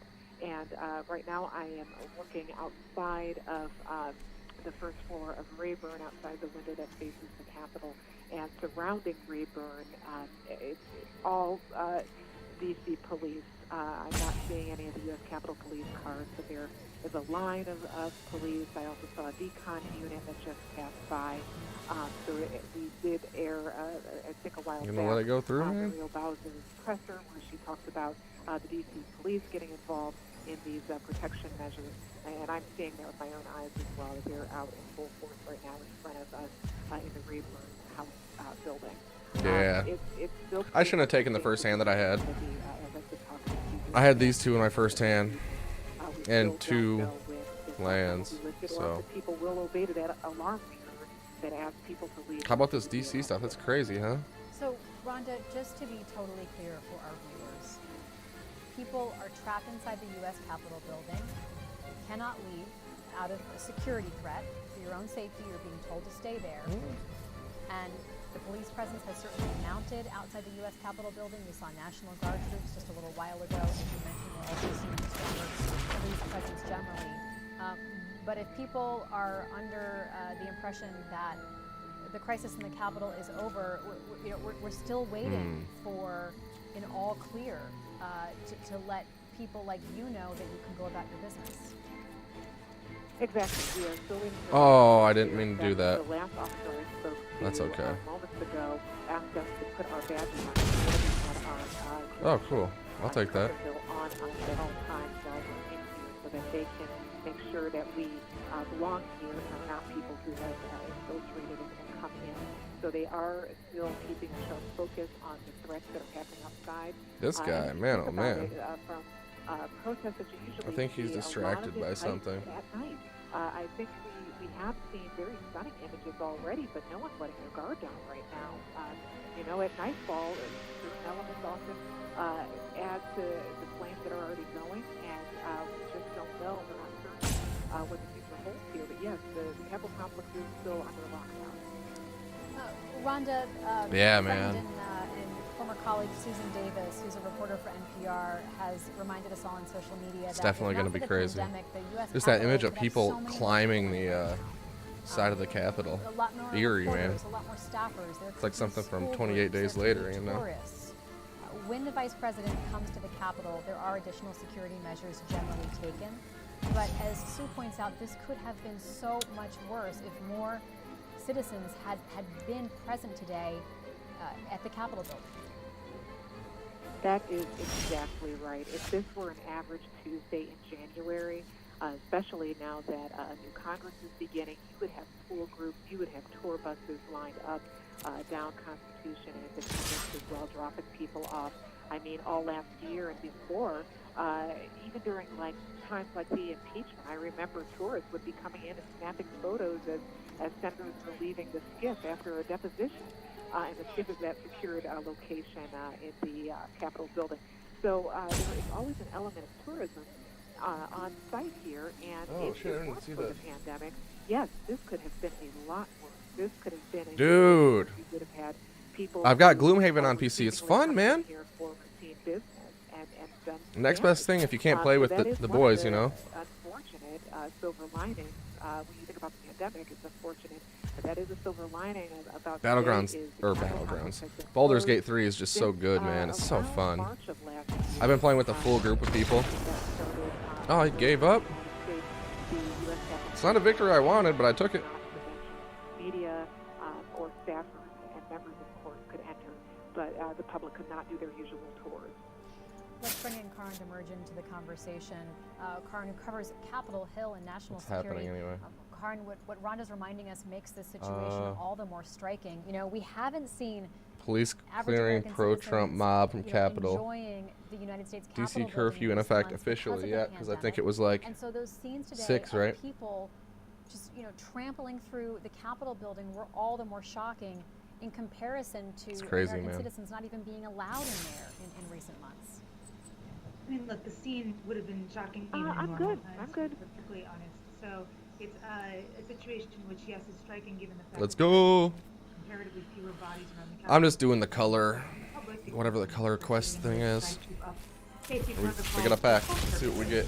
So now you've got a different type of situation. What set is this? I don't even know what it's supposed to be. Driving out the lawmakers who were in there to do. Okay, some vampires. I love me a vampire deck. There was a formal procedural protest happening. Did you play back in the day, Tanner? I feel like you did, didn't you? Senate to the Electoral College results, and the more physical protests were the same things. Almost outside positive. of The breach of the Capitol, and this is not commonplace. This is not the way that Okay. are supposed to get into the Capitol, and not the way they operate and conduct themselves when they are. That's pretty good. I like that. Karin, the Washington Post has confirmed that a woman who was shot inside the Capitol has died. Oh, dude. We're still waiting for any Man, more reports of the any lady other that got shot in the injuries. Capitol died? This has had such extraordinary and horrific consequences. You can see a photograph there from earlier today as she was brought into the ambulance. Let's talk about how members of Congress That's are responding right devastating, now to this horrific day. Oop. Well, I mean, look, there's a lot of That's fury insane. going around Capitol Hill right now. You've seen Democrats vocally accuse Trump. You have and enough Republicans gold of for a doing booster. This, that look at what you started. Now I this do. is Let's go ending get one death. from the store.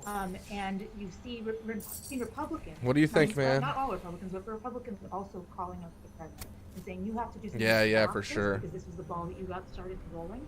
Dude, And so there's I've a got lot a of anger that's going to vampire deck I worked on right back likely there. continue well after this particular crisis is over. All right. And right now, as my colleagues Sundin, Tim, and Mike Johnson have just reported, One there's booster an effort pack, underway in the secure location. Do I want Zendikar? To get the Oof. Trump loyalists to back down from their objections to the electoral Oh my process, gosh. that they at least drop Okay. formal So it tells you what you can't play in standard. These are the 5. I don't know what I want yet, man. I don't think I should get anything. Not necessarily been heeding the calls from Congress to say go home. Let's save our gold. He wants people to respect the police and that things should stay safe, but that's not what the even Republican leaders in Congress have been calling on him to do. They want him to do more. So if they take matters into their own hands, put an end to this in Congress, then they're hoping that will be enough of a signal to kind of bring all this fever pitch down to a normal level. You cannot undo. Dude, I will never forget playing Mortal Kombat back in the day. Oh, didn't we play Samurai Showdown too? I swear you had a 3DO, right? Probably the only one I ever saw. All over the city and in other state capitals as well as to what that means. Yes. Black. There's a lot of members of Congress, including a lot of Republicans, that just want to All right, stop Liliana. what they can stop internally as incentive. Dude, I know it's gonna be black. I always play black or red, you know. Karin, let's talk I about don't know, maybe a combo. Democrats who are calling for President Trump to be impeached. Congresswoman Ilhan Omar is saying that she would draw up articles of impeachment. I'm seeing Congressman Earl Blumenauer of Oregon saying that he supports impeachment. Tell us more. Green Lantern, Vivian Reed. Earl Blumenauer and Ilhan Omar are two of the more liberal members of Congress, and they have said that they will draft these articles of impeachment, but it's not limited to them. You see members of Pelosi's leadership team making similar calls. David Cicilline, who's a Democrat from Rhode Island, on Pelosi's leadership team, has said, You know, Heck yeah, man, I'm on Steam. tomorrow. He made that call on Twitter. I think ABC News ended up talking to Hakeem Jeffries, who I believe is the number 4 ranking Democrat. I might be wrong on the ordinals, but he does run the House Democratic Caucus. He's a very senior figure. Yeah, if you want to He said, like when I say everything's on the table, I mean DM me your everything Steam is on the info, dude, table. I'll add you. There have been various less For sure. coalesced calls for a second impeachment of the president because he hasn't accepted the result of the election. To date, they haven't really been Typhoid rats. Karn, I'm just going to interrupt you for a moment. We are finally seeing police start to clear people away. There is a curfew that began at 6 o'clock here in Washington, D.C. Oh. That is 21 minutes ago. And we have been wondering what the police forces would do. What they would do what are they to gonna clear do? away the people who are not dispersing. Oh, compound fracture. That looks dope. Someone asking where they're supposed to go. Go home. Yeah, I mean, look, we've had curfews in this city before over the summer when there were demonstrations. Dude, those were the days, man. We didn't. I mean, I guess we kind of knew it because we were having a blast, but we didn't know how bad it was gonna get, dude. But I think the big question has been, will people But yeah, actually man. and will the police be able to enforce the curfew? I mean, this whole I think protesters in the Capitol if I remember right too, we played Mortal Kombat on Genesis, which is the one that had the blood in it. The SNES I don't think had blood, and that was like a big selling point. Like, oh, you gotta play the Genesis version, man. Ultimate MK3. And the way it was during daylight. Yo, I gotta turn this Thank you so much. You're watching music down a little bit. Dang. right now of people being cleared away from the grounds of the United States Capitol complex. Okay. There was a 6 o'clock curfew. Dang. Let's go to Whitney Leeming, who's been reporting from outside of the Capitol. Whitney, where are you at and what are you seeing? So we're on the west side of the Capitol. Oh yeah. Where they're slowly Dude, Fable. Aren't they supposed to be making a new one of those? That was a great game. And so Whitney, you know, we've been watching to see. I know they've made Fable 2, but Fable 3's been a long time coming, you know? How has the change been here as darkness has fallen, we've hit the curfew time, and more law enforcement has arrived? So the crowd here dramatically thinned as darkness came and the curfew approached. On this side, there's a couple hundred people still left. Relatively calm. The police have been forcing people away from the Capitol in stages. First, Yeah, they were the best, man. They were definitely the best. bleachers that are set up for inauguration, and then finally off the lawn to the sidewalk near the pool, and are now slowly pushing people even further back as you can see now. So Whitney, what are you going to be watching and following over the next hour or so? We're going to be watching to see kind of if the crowds do go home or if they start marching around on the streets as we've seen in previous protests, where they head to, where they gather, and kind of what how the atmosphere is. It's crazy. Feeling of the group's change. Whitney, I want you to give us some context. You know, you've covered protests over the course of 2020, not only here in the nation's capital, but in other parts of the country. Compare this response right now, the way that law enforcement is acting right now, with what you've seen in the past when cities hit curfew time. So it's, I think this is a little bit of a different situation. We're in the nation's capital, in one of the most prominent buildings. Oh, they're getting pumped up even more. In the country, and so it seems a lot calmer, and things are being moved out slowly. There hasn't been a whole lot of resistance to the moving of people. A little bit of yelling. There were some flashbangs and some spray earlier. Yeah, heard something about them having pipe bombs and stuff. That's nuts, man. From the crowd, I think we were beginning to see a little bit more of that right now, and these are kind of the moments where you begin to suspect things might get a little rougher. Whitney Leeming, one of my Washington Post colleagues, really a fearless video journalist who reports for us. Thank you so much, Whitney. Please stay safe. Mardu Outrider. Ooh. So important to have journalists out on the street right now who are well trained, who have proper protective gear, who are wow, that against Savage the Gorger. coronavirus as well as any violence. That thing will get. we're glad that people like Whitney, who are experienced, real are out there big, doing real that job. fast. Let's go to Amber Phillips, reporter for The Fix, who joins us now. Amber, you know, you started out this day anticipating covering two historic moments in the American political story: the Georgia Senate runoff races and this attempt by Republicans to derail President-elect Joe Biden's path to being seated at the presidency, which of course they will not be successful at. And this day has just taken such a horrific turn, Amber. Yeah, Libby, listen, Sweet a man. couple weeks ago, when the president Invite out. tweeted January 6th, I'm paraphrasing a little bit, be there, and he tweeted, be wild, calling for essentially what we're seeing right now on the screen right there, and have seen all day. I called up democracy reform experts, law experts, military experts, and said, what can the president do? Is he trying to take advantage of a situation? A couple days later, he had held a meeting in the Oval Office with the disgraced former General Michael Flynn, his former national security advisor, where they talked about martial law and trying to declare it.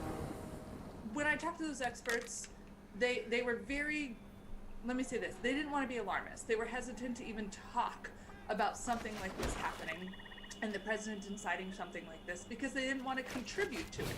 But here we have the president openly calling for a situation like this, and it has happened.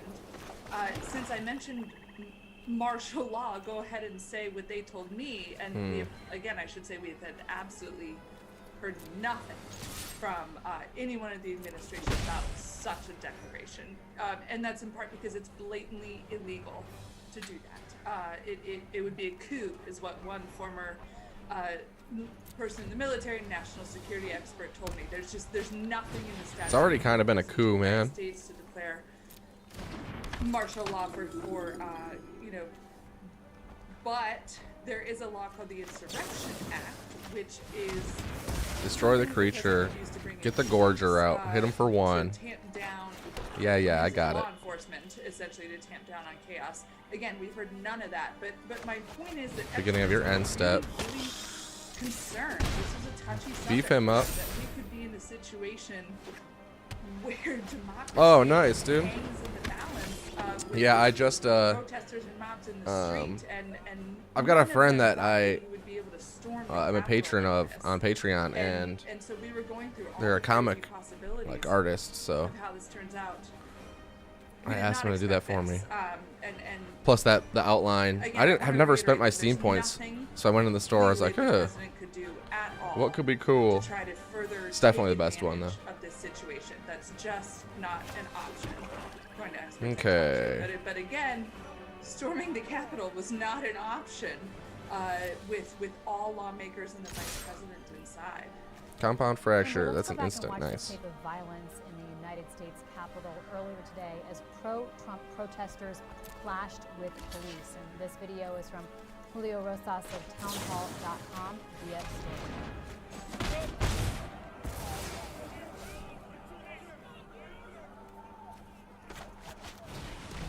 Get another Skelly out.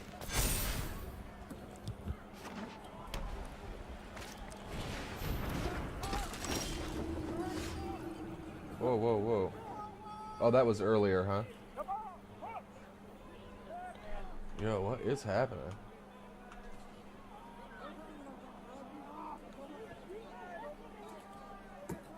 Oh, yeah, this was earlier. I was like, are they still up in there? You hear that guy? Why?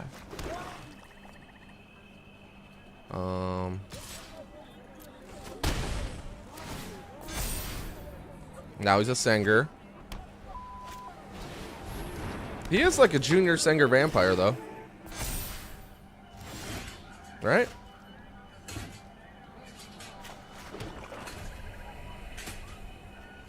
I gotta get rid of this guy now before he gets any bigger.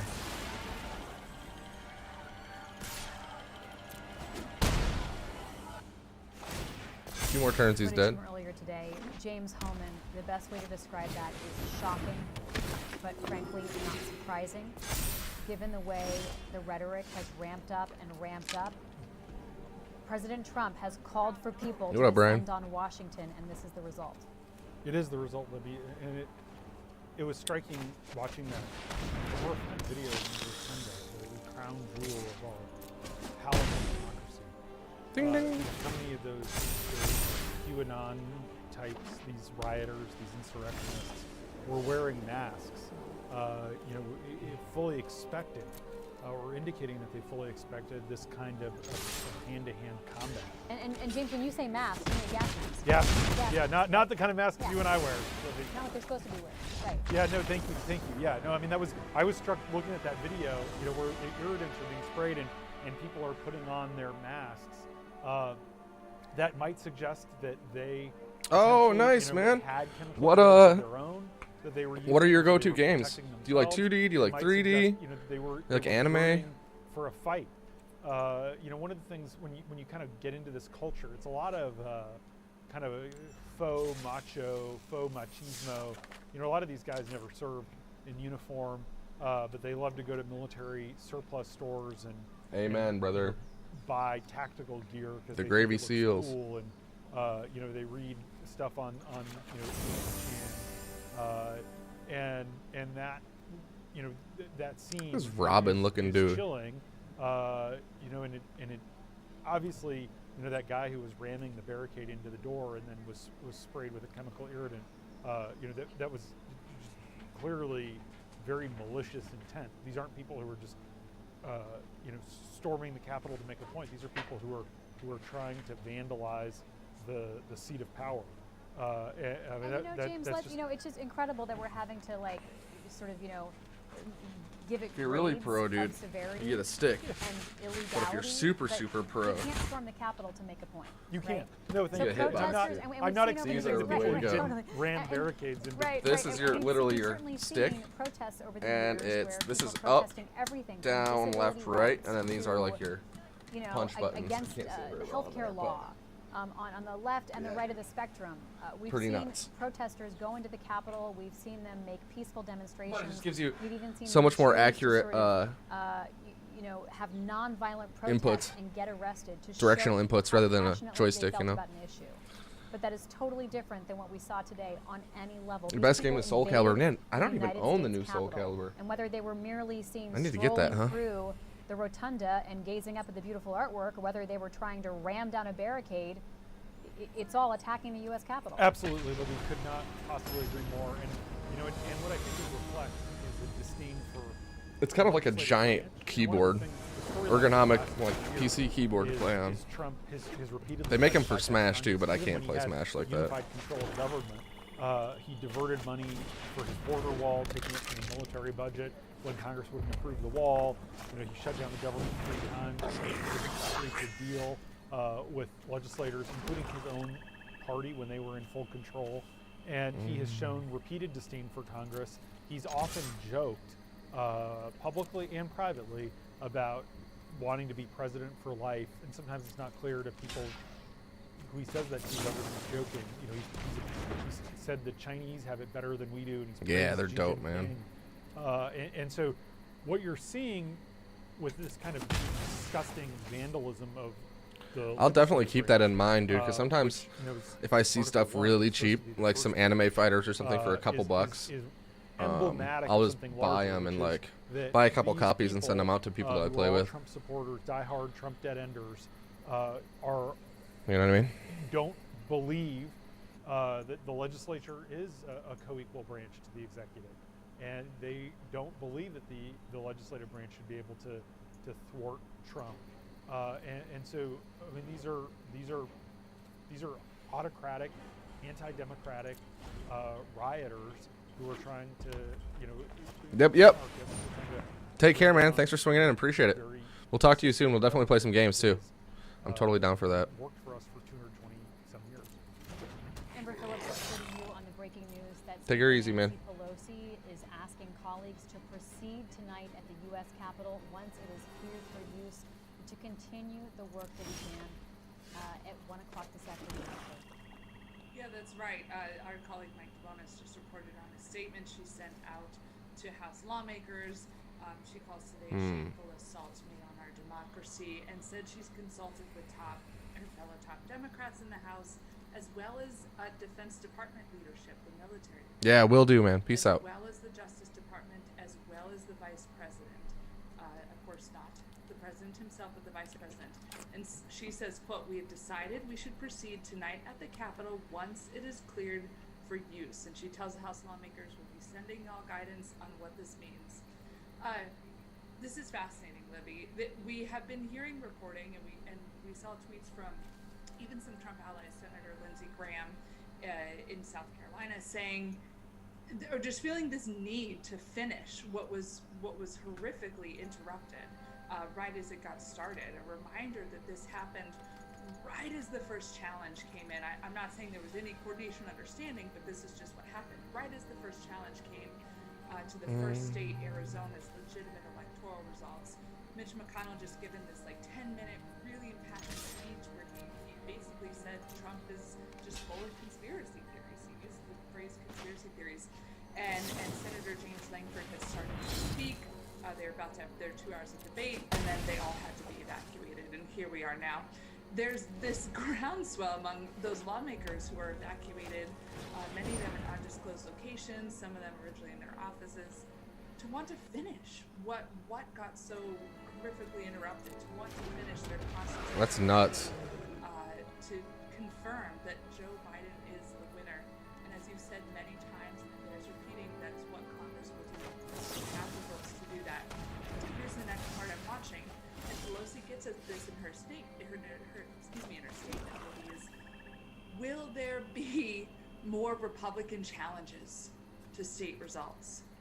How do Republicans move forward and continue to challenge these legitimate, completely legal electoral college? I don't understand on what grounds they're even challenging him in the first place. Mitch McConnell they're baseless. out on it in his speech this afternoon, a speech that Even Mitch agrees. She's right. Most of it. How do they go forward and do that? So Pelosi talks about this in her statement, or she hints at it. She says, I'm quoting here, "We always knew this responsibility would take us into the night. The night may still be long, but we are hopeful for a shorter agenda. But our purpose will be accomplished. By shorter agenda, it seems like she's really hoping that Republican senators in particular just stop trying to challenge the results. They need to stop. And that would put an end to them, because even if House lawmakers, which tend to be a little more radical, do continue to try to challenge them throughout the night, you need a senator on board to make it happen." Yeah, that would be the most expedient way to get this process moving. Sungmin Kim is reporting that Leader McConnell is telling members they should go back Good old nightmare to project strength after today's catastrophe, per two senior GOP sources familiar with his message. That's from our colleagues. Okay, that's fine. You don't have any cards either. Rhonda Colvin, let's go to you. We are wondering how Republicans may choose to act in this moment.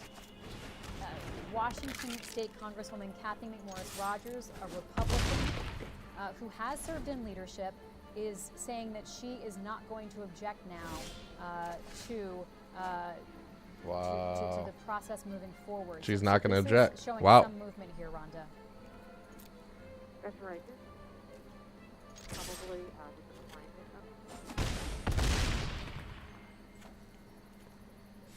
Rhonda, we're having some trouble hearing you. Can we try again?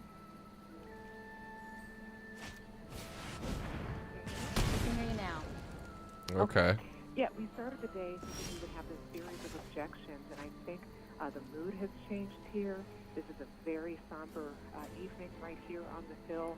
I'm thinking back at other times where members have had to face some of the ugliness that is in the country. Think about when Gabby Gibson was shot. One of their own, who was the House member from Arizona, when she was shot.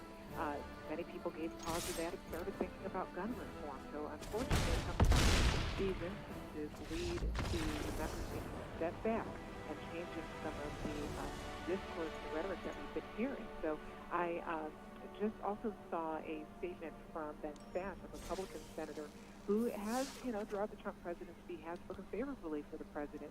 But after today's event, he put out a statement saying that lives have consequences, and this is a direct result of the president's rhetoric for the last 4 years. So there are, or even the last Republicans 24 who are hours. taking a Jeez. stance and saying, enough is enough. We can't co-sign this.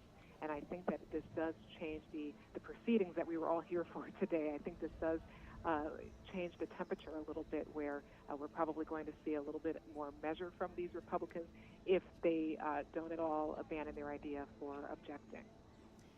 All right, Rhonda, thank you so much. Rhonda, you just have kept reporting today relentlessly despite what's going on around you. Thank you for all that you've been doing. Amber Phillips, I want to turn to you for a couple of pieces of news here. One, I'd like to get your response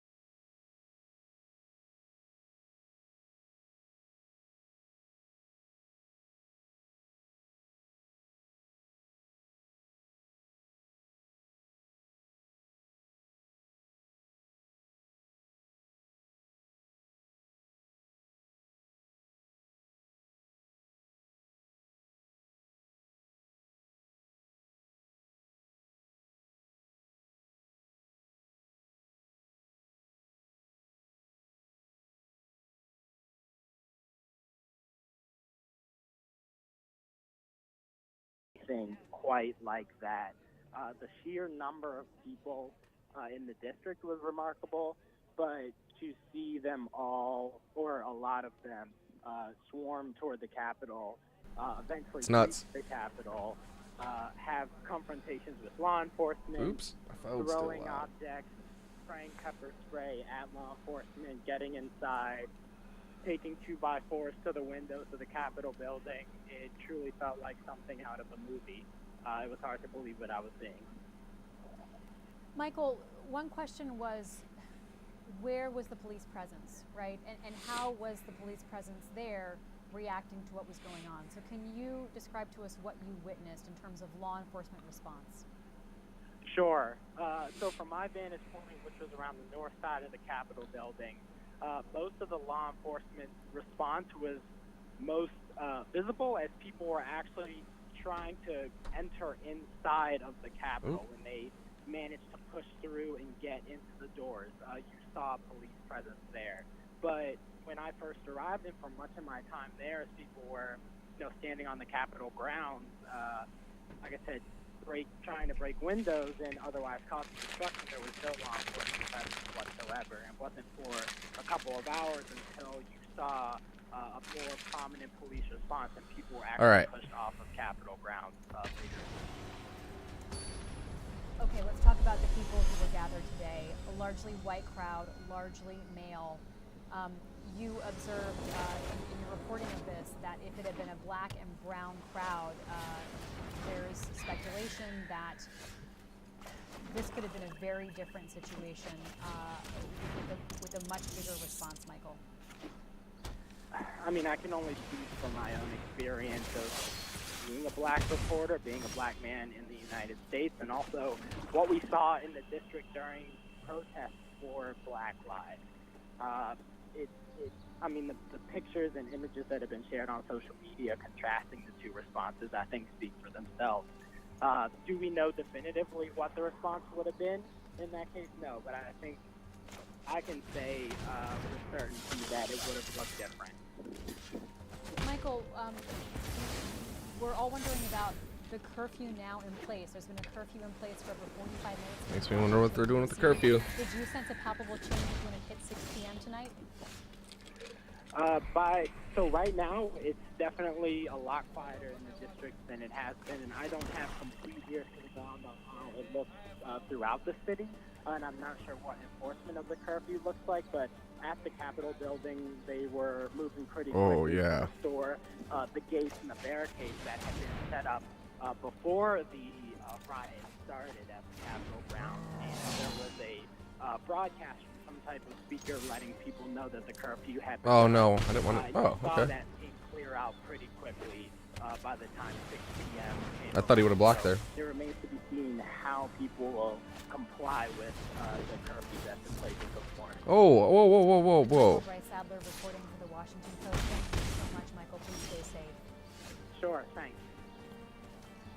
Let's go to my colleague James Homan, who's been following all of this as this day has unfolded. So James, Twitter is taking action, and they have deleted President Trump's latest 2 messages, including the video that he shared earlier today.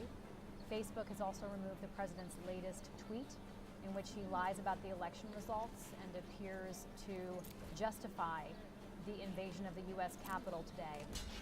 What's the role of the president's message and how it's shared? Well, the president, could walk into the White House briefing room, Libby, and speak directly to the country. He asked for time. Every network would cut into all of their programming for this. People want to hear from the president.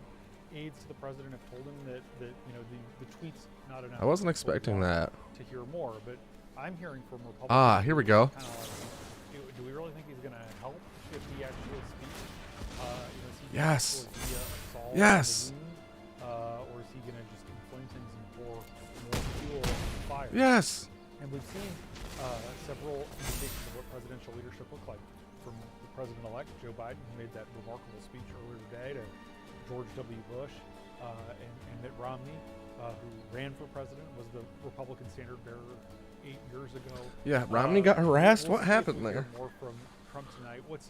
interesting is when Pelosi put out her statement that Amber Phillips was talking about a couple minutes ago, she said, you know, based on consultation with the Defense Department, the Justice Department, and the Vice President, we've decided to, you know, reconvene tonight. I'm hearing the Senate is going to come back in at 8 potentially. 8 o'clock, they're coming back. Ironing that out.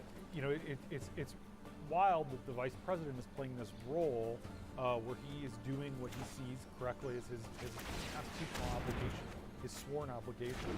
Meanwhile, the President is angry. You know, and oh, this means that they've seen it. I got it.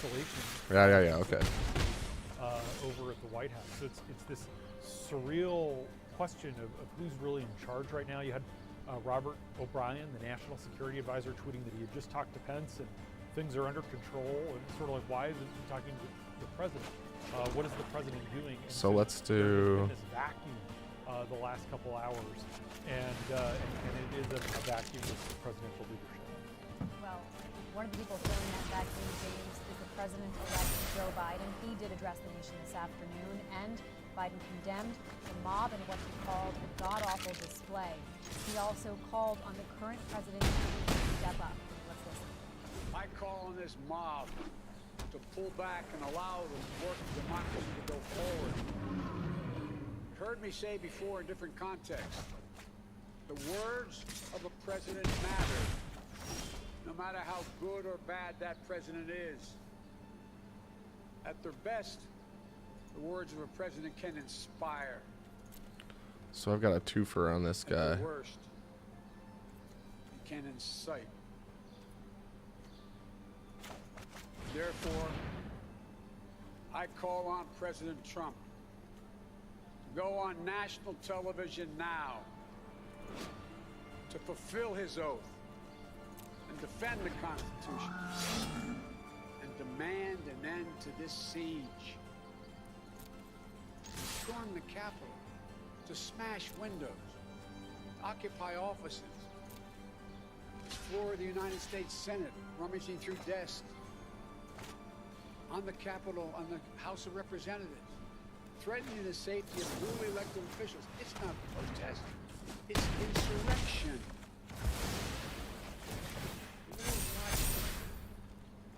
Like so many other Americans, I am genuinely shocked and saddened that our nation, He's gonna play that too, I bet. so long the beacon of light, hope, and democracy, has come to such a dark moment. Yeah, it has.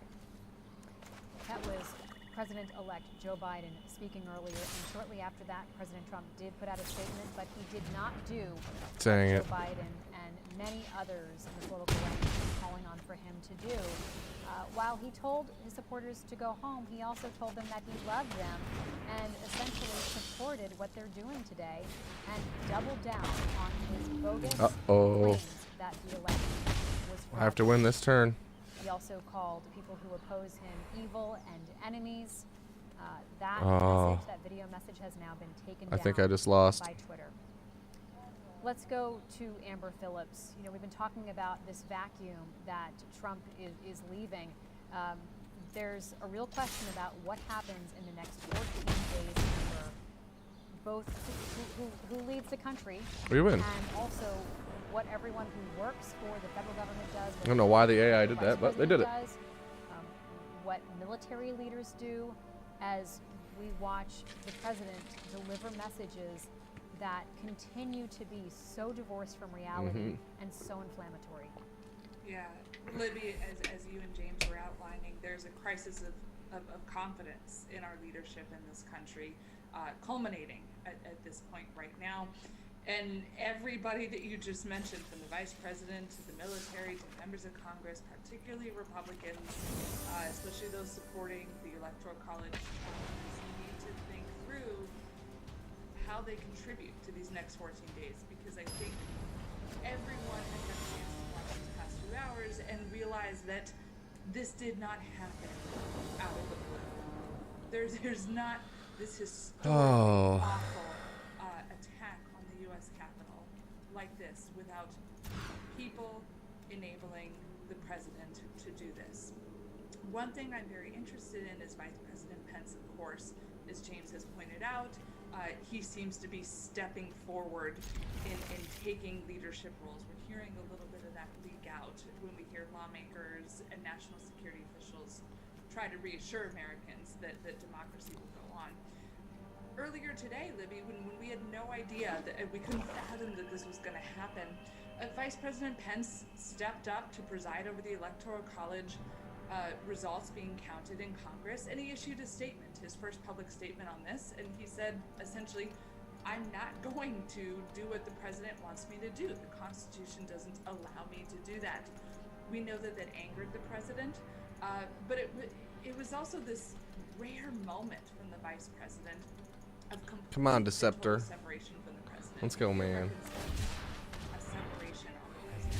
Thank you. One that, you could have argued this morning, and I think we did, might politically hurt Vice President Pence's future political aspirations. That started the day, okay? And now the night is coming as Vice President Pence has had to be whisked out of the Capitol, his own safety in question, by supporters, allegedly, of his administration. He's playing the same deck as me, I think. What is going What? on in the president's head right now, and how does he move forward? The other thing I want to say is that when I talk to military and national security experts, they tell me they have absolute confidence in the U.S. military to be representative of the American people, and not of a president, not of a commander-in-chief, but of the Constitution. And we've heard military leaders say that as much. These national security experts I talked to are heartened by, ironically, what happened this summer when President Trump was very tough on Black Lives Matter protesters outside the White House, and that military leaders stood with them. Yeah, why didn't he have the SWAT team escort all the senators out of the building? That's interesting. There are some House lawmakers, Democrats, of course, right now, talking about Representative Ilhan Omar, a Democrat from Minnesota, a no friend of the president, has said from wherever she is right now, presumably safe, that she is drafting articles of impeachment against the president. He's an I orc. see any groundswell of support for that in Congress. I actually don't even know if there's time to get that done. I was just messaging a source of mine who studies the Constitution, asked about that. But this is all happening. All of this is happening. You're mana screwed, aren't you, man? Hours. You have Congress. That kind of sucks. You should have taken a mulligan like me. Stepping forward with a little bit more leadership than the president, and then you have, national security experts saying that they're confident that the military will do the right thing in this moment. Amber Phillips, reporter for The Fix, thank you so much. Let's bring in Annie Linsky, national political reporter, into this conversation. Annie, we've been talking about President-elect Joe Biden and his response today, calling on President Trump to speak and act, but also calling on this mob to disperse and leave the Capitol. The Capitol is someplace near and dear to his heart. I mean, he knows those halls and the people who work there so well, Annie. Yeah, that's right. He served in the Senate That's for fine. 6 years. He always says that he is of the Senate. It was a formative part of who he is. And so I think for him to see this, it was perhaps a little bit uniquely personal. I think everybody watching it was shocked and saddened and horrified. But, Joe Biden in particular is familiar with every nook and cranny of those buildings and that complex. And you just really saw the sadness and despair in his voice today when he spoke from Wilmington and said, and I think this was so important, that democracy is fragile.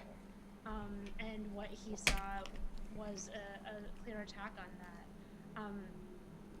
He faces such he already faced this incredibly uphill battle to unify the country, which is a central promise of his candidacy and a major piece of what he wants to accomplish as president. And that just became much more difficult, in the aftermath of today's events. Annie, such a complicated day for the incoming Biden.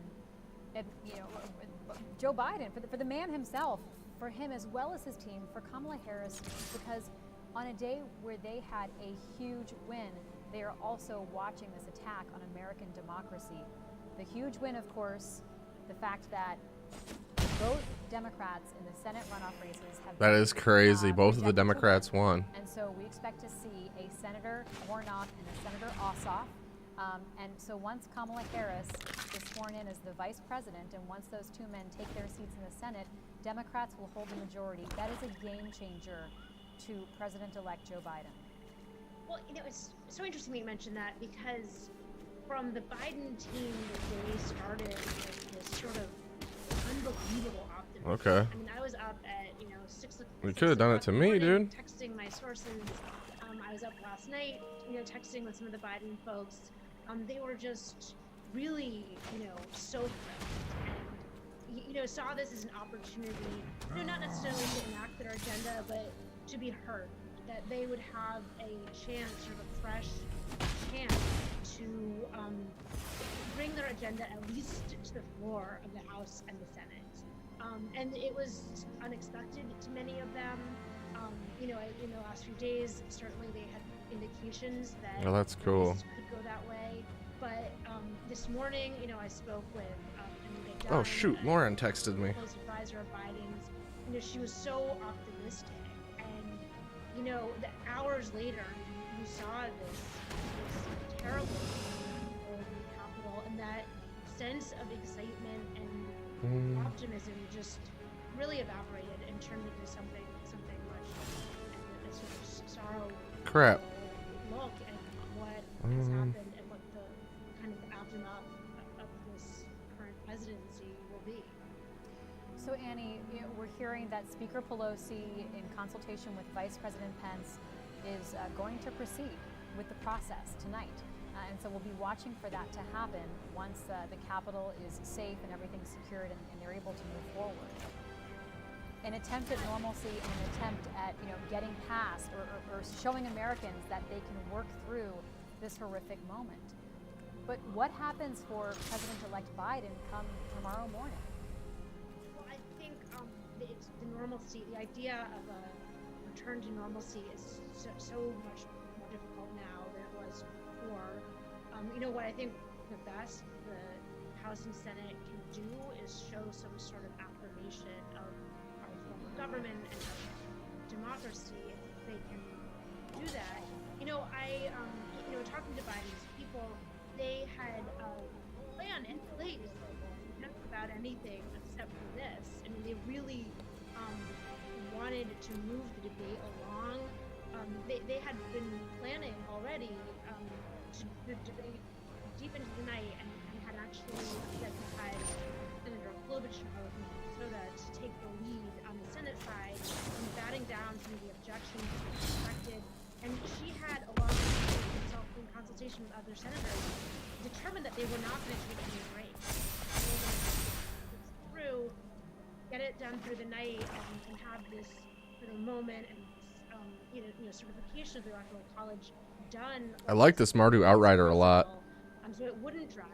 I mean, Biden's team clearly sees it. Kind of screws your hand, but as long as you have the sanitarium skeletons, it's okay. I like these a lot too. Desire among the president-elect and Oh, thanks, bro. the House and Senate leaders to put this past them. It was a good game, though. Which, had been part of Biden's plan, but my goodness, I don't think that this outcome is one that they, seriously entertained. It's crazy. Something that nobody thought. Annie Linsky, thank you so much. Really appreciate your time. Let's go back to James Hohman. James, okay, if we see the House and Senate resume the procedural Yeah, it makes me wonder if they'll even try to do it tonight. The big question. Ooh, Evolving Wilds, cool. Republicans who began today saying Oh, they nice. challenge the legitimate results of this election will stand by that challenge. And obviously it remains to be seen. We haven't heard from some of them. I also want to point out, James, that as lawmakers emerge It's time to from go red. lockdown mode, we're Be seeing more afraid, of them wizard. share on social media their experiences and I tell sounded tough. people that they're okay, which is really frankly Dang. remarkable if you stop to think about that we're having to hear from members of the House reassure us through Twitter that they are all right, that they're safe, that they're okay, and share their experiences of going into a lockdown. So you know, I'm watching both. Yes, goblins. Yeah, Libby, and you know, so far Captain Morris Rogers is the only person I've seen who's explicitly come out and put out a statement that said, "Look, I'm changing my position."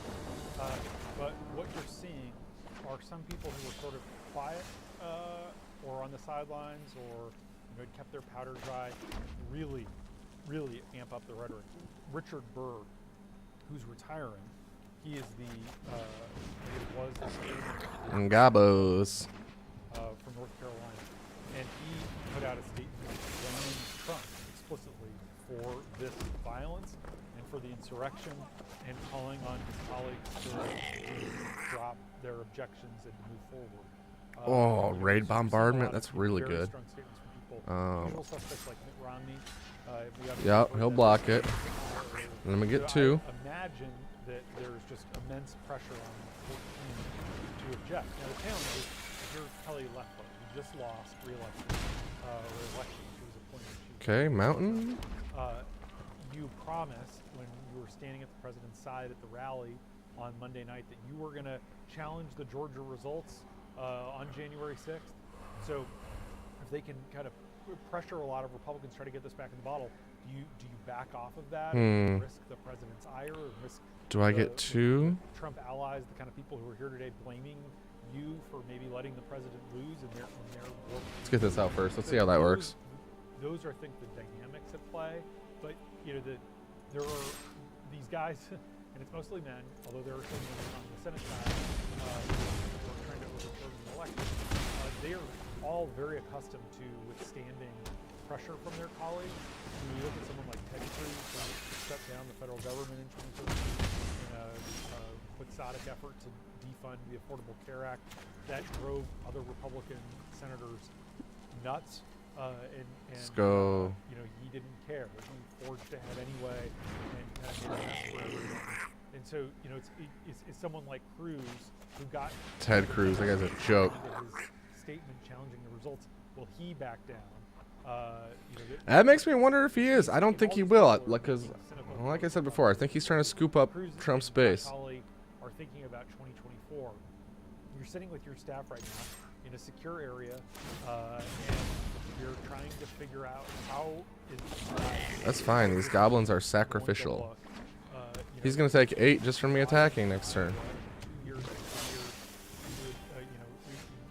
And he's not even doing anything about it. What? Watch this. You know, will they remember it? Will they be talking about it? Will they define it? We get 3 more. You know, it's sort of like right now. Boom, boom, boom, boom. Video when it came out in October 2016. And I get 1 more. That's the sort of legacy-defining choice that's facing the Republicans when the Senate reconvenes at 8 o'clock. No block. So far, yes. The Capitol building has died. There's a 6 p.m. curfew. We're watching law enforcement to see what they do with those people who are breaking the curfew. People who invaded the U.S. Capitol building left. He's gonna take 3 more too. We'll be watching days and weeks to see how law enforcement tracks those people down and what they do with them. This goblin deck's kind of nasty. Senator Burr's statement, James. I just want to read that to just emphasize Really makes me how some Republicans wonder what's going to are happen choosing to when respond they A, try to go back in session, bears responsibility for today's events B, by can't get promoting all the those people off the unfounded road. Look at that. theories that have led to this point. So squarely That is placing nuts right here. blame on what happened today on President Trump and the conspiracy theories that he has not only passively allowed but actively encouraged and created himself. It's nuts. Yeah, and remember that McConnell speech, which I think will be remembered as this powerful moment when McConnell stood up for democracy. But even that was full of That was a joke. and attacking Democrats and attacking the media and, you know, all kind of spreading needles, and maybe there definitely was fraud, but it was spread and the outcome. You know, it was kind of if you take aside kind of the money sound bites from that speech, there was a lot of kind of nods to Trump and the Trump base. There's no nods like that in this statement from Richard Burr, and that's, I think, the kind of thing that will shape the consideration of these senators as they try to decide. You know, okay, like, is my political career going to be defined by going down, with the ship that Trump was on in the final 2 weeks he was in power. Yeah, that's nuts. And he's done nothing to screw all this up too. It's moments like these that really end up defining politicians and how they will be run. All right. I want to show you a tape of a mob of Trump supporters swarming the media near the United States Capitol. The mob shouted a phrase you might know if you listen to President Trump's rallies, that the media is the enemy of the people. This mob destroyed equipment and chased out reporters. Let's watch.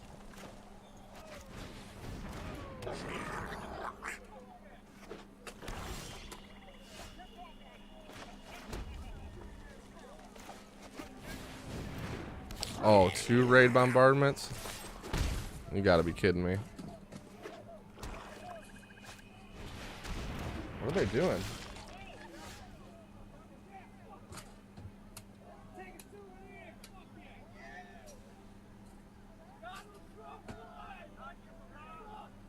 Donald Trump won. Wow.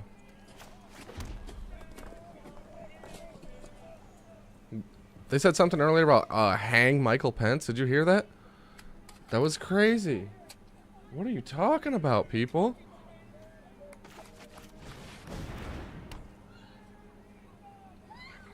Okay, so what we're gonna do is Video taken earlier today as Trump supporters damaged 1, 2. by media organizations. We'll certainly be watching to see if there's anything across. Yep, more zombies. That's fine. James, it starts with the President of the United States making fun of reporters, mocking a disabled reporter, calling reporters enemies, threatening them, making jokes about them dying, tweeting images of them being murdered, and we see it escalate over time. It's the combo. The chasing of journalists who are just doing their job, and destruction of their I think I'll shock him anyway. Those guys don't see journalists as human beings, and that really, it's not just about journalists. Yeah, that's fine. I just gotta kill him quick. Okay. Yeah. Here's what we do. Get him out. And it's all those things you mentioned. It's also just attack with all. To the Saudis. So this is where our damage is coming from anyway. He can't kill me next turn. And yeah. It does reflect. He can't win. We have so many colleagues here at the Washington Post, as you know, Libby, who serve in various parts of the world, and didn't experience that in Bosnia or in Africa or Iraq, because people understood they were there to tell the story. That's the Jeez. People who didn't graduate from college, they're not in on the joke. They don't understand that he is just demonizing and being a demagogue for political purposes. They internalize that, and it feeds that hatred. I mean, one of the reasons that is one of the many chilling clips we've seen today is you can just see the hatred. What's also wild is we don't know the arrest numbers yet from the Capitol, but we have seen video of people being seen kind of freely walking out of the Capitol, not in handcuffs. There were law enforcement officials around. Goblin gang leader. I like that. We didn't see That's pretty cool. For vandalizing that equipment. And in some cases, the guy who went into Nancy Pelosi's office and put his feet up on a desk in Pelosi's suite of offices, he took some of her mail and he posted it. I guess someone posted a photo of him holding Pelosi mail outside the Capitol. Oh no! I'll be able to track him down and charge him with one. That's going to be a felony. But it is for really sure kind of wild that that these people are not being detained for this attack on our most sacred institutions. Yeah, James, the journalists who were holding that equipment, that equipment was attacked of human beings moments before it was. Check 1, 2. We're gonna play Magic. At the heart of We're gonna play it with some cool chords. Federal government workers, of members of Congress, of journalists, of the other. Doesn't feel right. Absolutely, of black people, of brown Especially when we're people, watching this. immigrants. And then you get to a point like today, and you see one of the results of that dehumanizing process that takes place. You know, I can recall at times at What do we got? Where the media was being dehumanized. Yeah, get rid of it.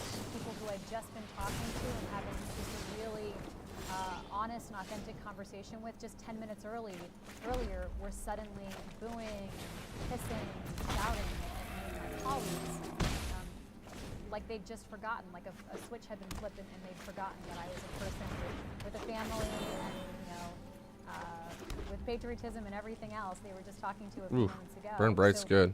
You know, you experience those moments as a journalist and you're thick in your skin, but then you see your colleagues out reporting on a day like today, and it just reminds you of how, what a privilege it is to be a reporter doing stories from the United States Capitol, and then also just what, how much we value our colleagues. Yeah, it's so true, Libby, and thank God there's none of our colleagues got hurt. But it is a dangerous time, and one of the things is this rhetoric has also had a toll internationally. Globally, a lot of countries, places like Egypt, have passed fake news laws where they arrest journalists for writing fake news that isn't actually fake. It just makes the leader look bad. And normally, you could count on the United States government to put pressure to not have those kinds of human rights abuses. But Trump, has only egged it on, encouraged it, joked about locking up journalists publicly, of course, Vladimir Putin. So that also is part of his legacy. And in so many ways, today encapsulates in miniature the legacy, the chaos, the kind of just the fatigue, the exhaustion, the danger of it all. And ultimately, when you see a crowd like that that's demagoguing the media, I know it can sound like you and I are talking, and I think it's totally correct. Maybe for people watching who aren't in journalism, it's like, oh, there's journalists talking about important journalism. But there's this sense over the last 4 years that I get from traveling the country and going to Trump rallies, and that story you told is so true. So many times you interview people, they're so nice, they're so friendly, you have a rapport, and then they're like spitting at you when Trump is sort of egging them on. And when we lose that kind of shared sense of purpose, that we're all Americans, that we're all in this together, it makes it really hard to get past that. That's why I thought what Annie said a couple minutes ago was really interesting, because in some ways I've sort of watched this today and I've thought, well, this will be a galvanizing moment. Nice, the Phoenix. People together, because the molten Ravager. 9% of Americans can agree what we're seeing is not who we are. That this is disgusting. It's not a biased viewpoint. It's terrible to watch this happen in America. But so it was interesting. Nice. Annie's doing reporting full time covering Biden and his team, but they think that this whole imbroglio only illustrates how much harder it's going to be to govern, even with the Senate majority. So that sort of was illuminating to hear, because that is ultimately the $1 million question for next year. One of the core things Biden ran on, which was, if you're elected as president, you're not going to have to think about what's happening in Washington, D.C. every single day. Trump occupies so much of everyone's mind share, whether you love him or you covering him. And Biden would say, you won't have to think about Washington for a couple days. And it's unclear whether he'll be able to achieve that.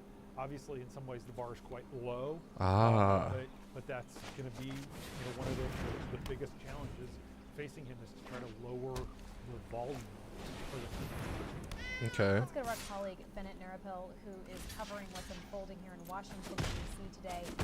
Bennett, did I hear you asking questions at Mayor Bowser's press conference earlier?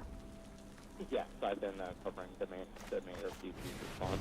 I thought that was you. You have such depth and experience covering the city government of D.C., so I'm glad that we got you back on that week to do the coverage today. So tell us about what you've been learning this evening. Oh, dang, I should have done that. So, Oops. Because this is the city of Texas, people, and that's the Capitol. Okay. Part of the federal property that's been used by federal law enforcement. Oh. So the city That of DC has been doesn't sound good. for good safe for a while now. And originally, the DC Police Department, they were going to handle the area Ow. of the Capitol and neighborhoods, especially with violence instigated at night.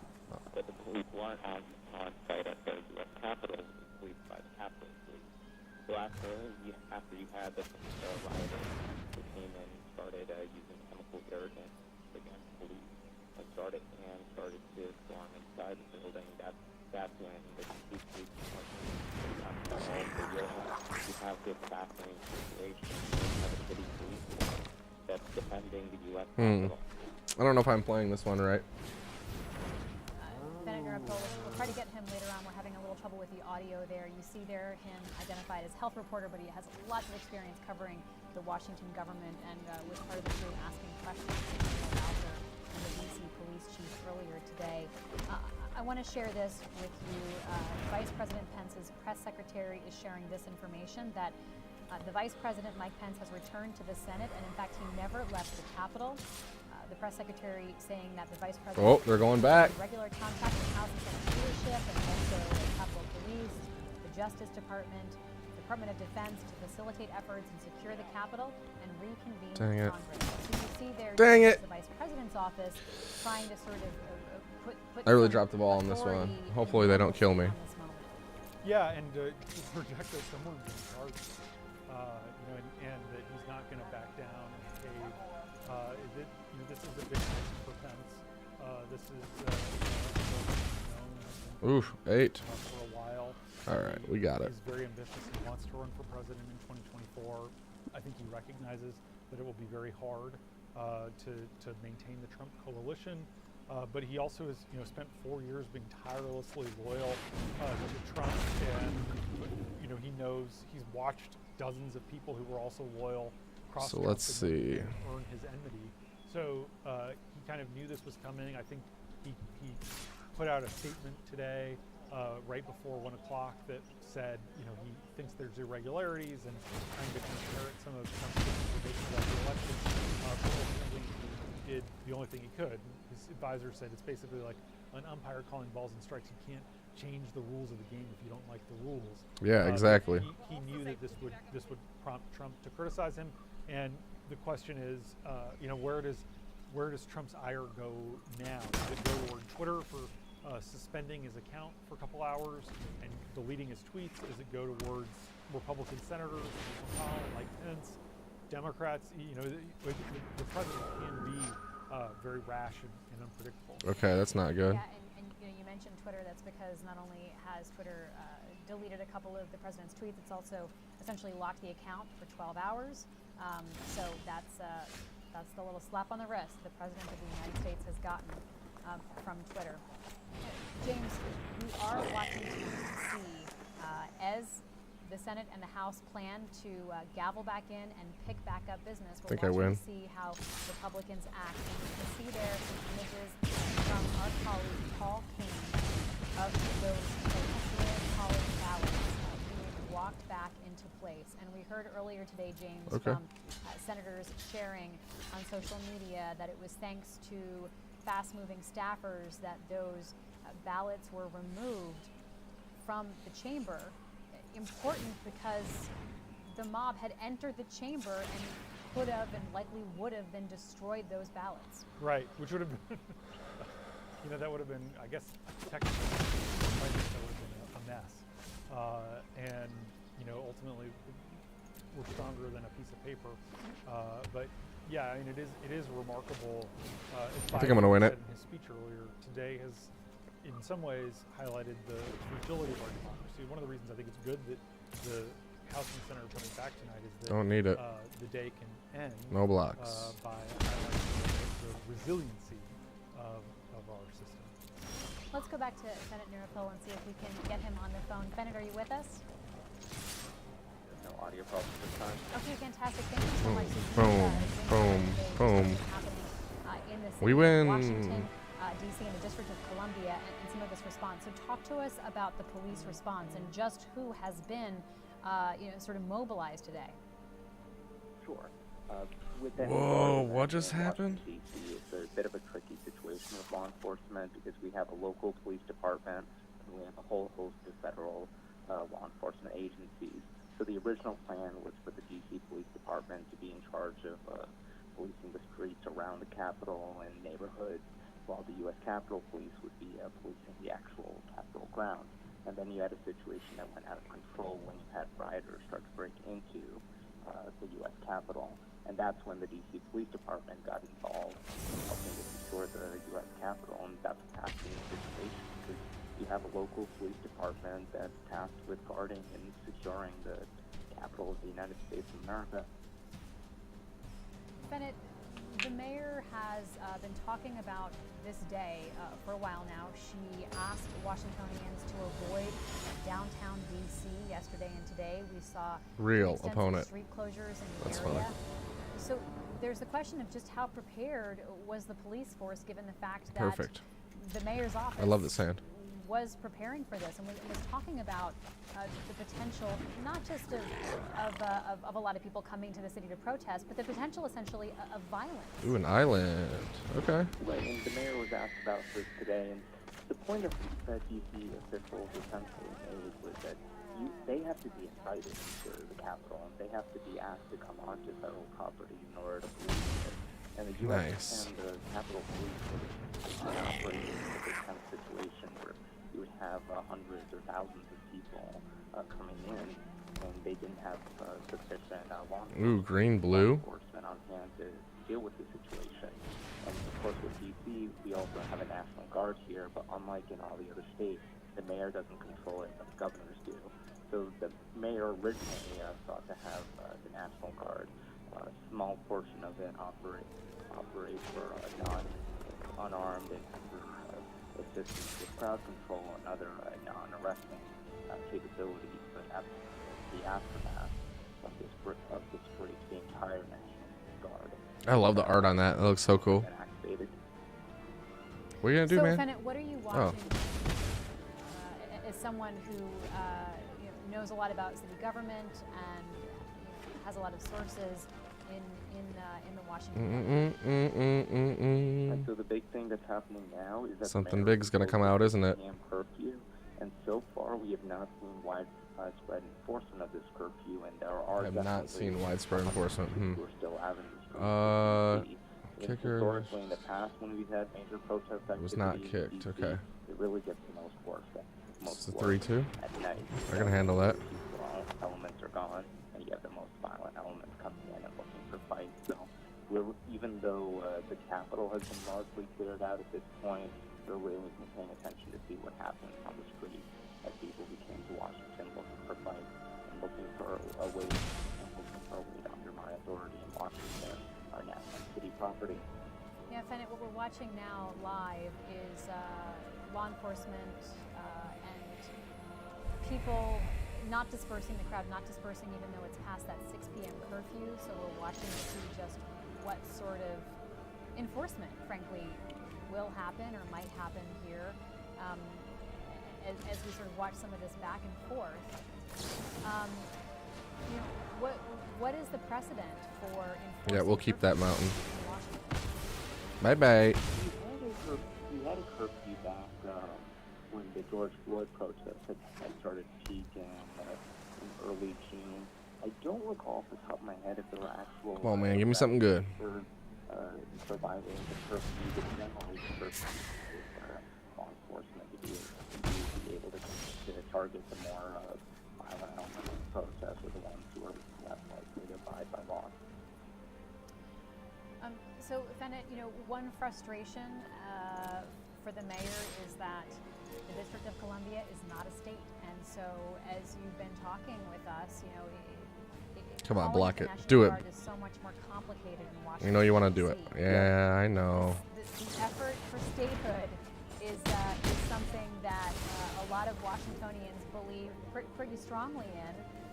How is the call for statehood for the District of Columbia playing in to a moment like this? We've seen several oh no. what's happening. I'm better tomorrow than you were today. I've only scratched the surface of what's in this Kicker car. 2? No, he didn't have that. Puzzle? Oh, you just killed him? Another riddle. Sleep. Okay. True, and that's just one example of all the different ways that DC is hamstrung because it's not a state. And with the Democrats expecting to take control of the Senate, advocacy this is one of the few opportunities that we have to actually deliver on DC statehood. So this is going to be a Alright. moment to watch over the coming days because DC is going to be one of the biggest stories and biggest moments in American history that's unfolding right now. So how the city responds is really going to factor into the future of DC statehood and that movement. I need 2 mountains here. Bennett Nurapil, thank you so much for joining us. Let's go now to Mike DeBonis. Okay, fine. Capitol Hill. We can now report that That's Rand fine, too. Paul is telling journalists that he thinks all the objections to the Electoral College vote will be condensed into one. The expectation there is probably 30 or 40 minutes of debate and just one vote. Mike, tell us what you know. So Rand Paul says he thinks that's what's going to happen. I can tell you that we're asking around, and it sounds like that isn't guaranteed to happen. I think that that's what is a good deal of wishful thinking, hoping that the remaining debates can all be squeezed in the remaining I don't think that that's going to happen. They might do it, but I don't think that's going to happen. But it's not a done deal. We understand that. I really don't. They've not gotten forward to clear the rest of the challenges, particularly to Georgia. Not sure why he did that, but okay. We still don't know how much longer this is going to take. Okay, important words. That's what Rand Paul thinks will happen. So, Mike, remind us this process, Mike, because we were going through state by state. It's okay. He's tapped out. He can't do anything. Ballots, right? And we made it all the way up to Arizona with the A's, and that's when we saw objections by Congressman Paul Gosar and also Senator Ted Cruz. And we did anticipate objections coming up for a handful of other states. So what could be the process here moving forward? Well, there's quite a bit of debate time left on Arizona. So when they come back, the House and the Senate will convene separately in the debate period for Arizona. I was just actually calculating how much time they have left. The Senate will have about an hour and 15 minutes. The House has about an hour and 5 minutes. At the end of that process, they'll take a vote on Arizona. And assuming both chambers reject the objection, as we anticipate they will return to the joint session, which will reconvene in the House chamber. They'll start again going down the list with, I suppose, let's see, Arizona, Arkansas will probably be next, and they go on down the list until there is another objection. That may be Georgia, that may be Michigan, it could be Nevada, it could be Pennsylvania, it could be Wisconsin, it could be none of them. And we just don't know until it happens whether a senator will join with House members who are challenging these particular states, which will spark another 2-hour debate period and another vote in each chamber. So what Rand Paul is saying is hopefully whatever issues people have can be, instead of actually formally objecting to those other states, they can just, say their piece during this remaining time on Arizona, and then Hey, we win. Folks can go home, and we'll start fresh later this month when the inauguration of Joe Biden takes place. Mike, this must have been a harrowing day for many members of the House and the Senate. So Ooh, nice. Are you tracking and watching how they are sharing their experiences on social media and talking to you about it? Yeah, I've talked to a few of the members who are there, and certainly been tracking what they're saying on social media and in other interviews, and it's just been a shocking and just How much are they again? 1,000 per.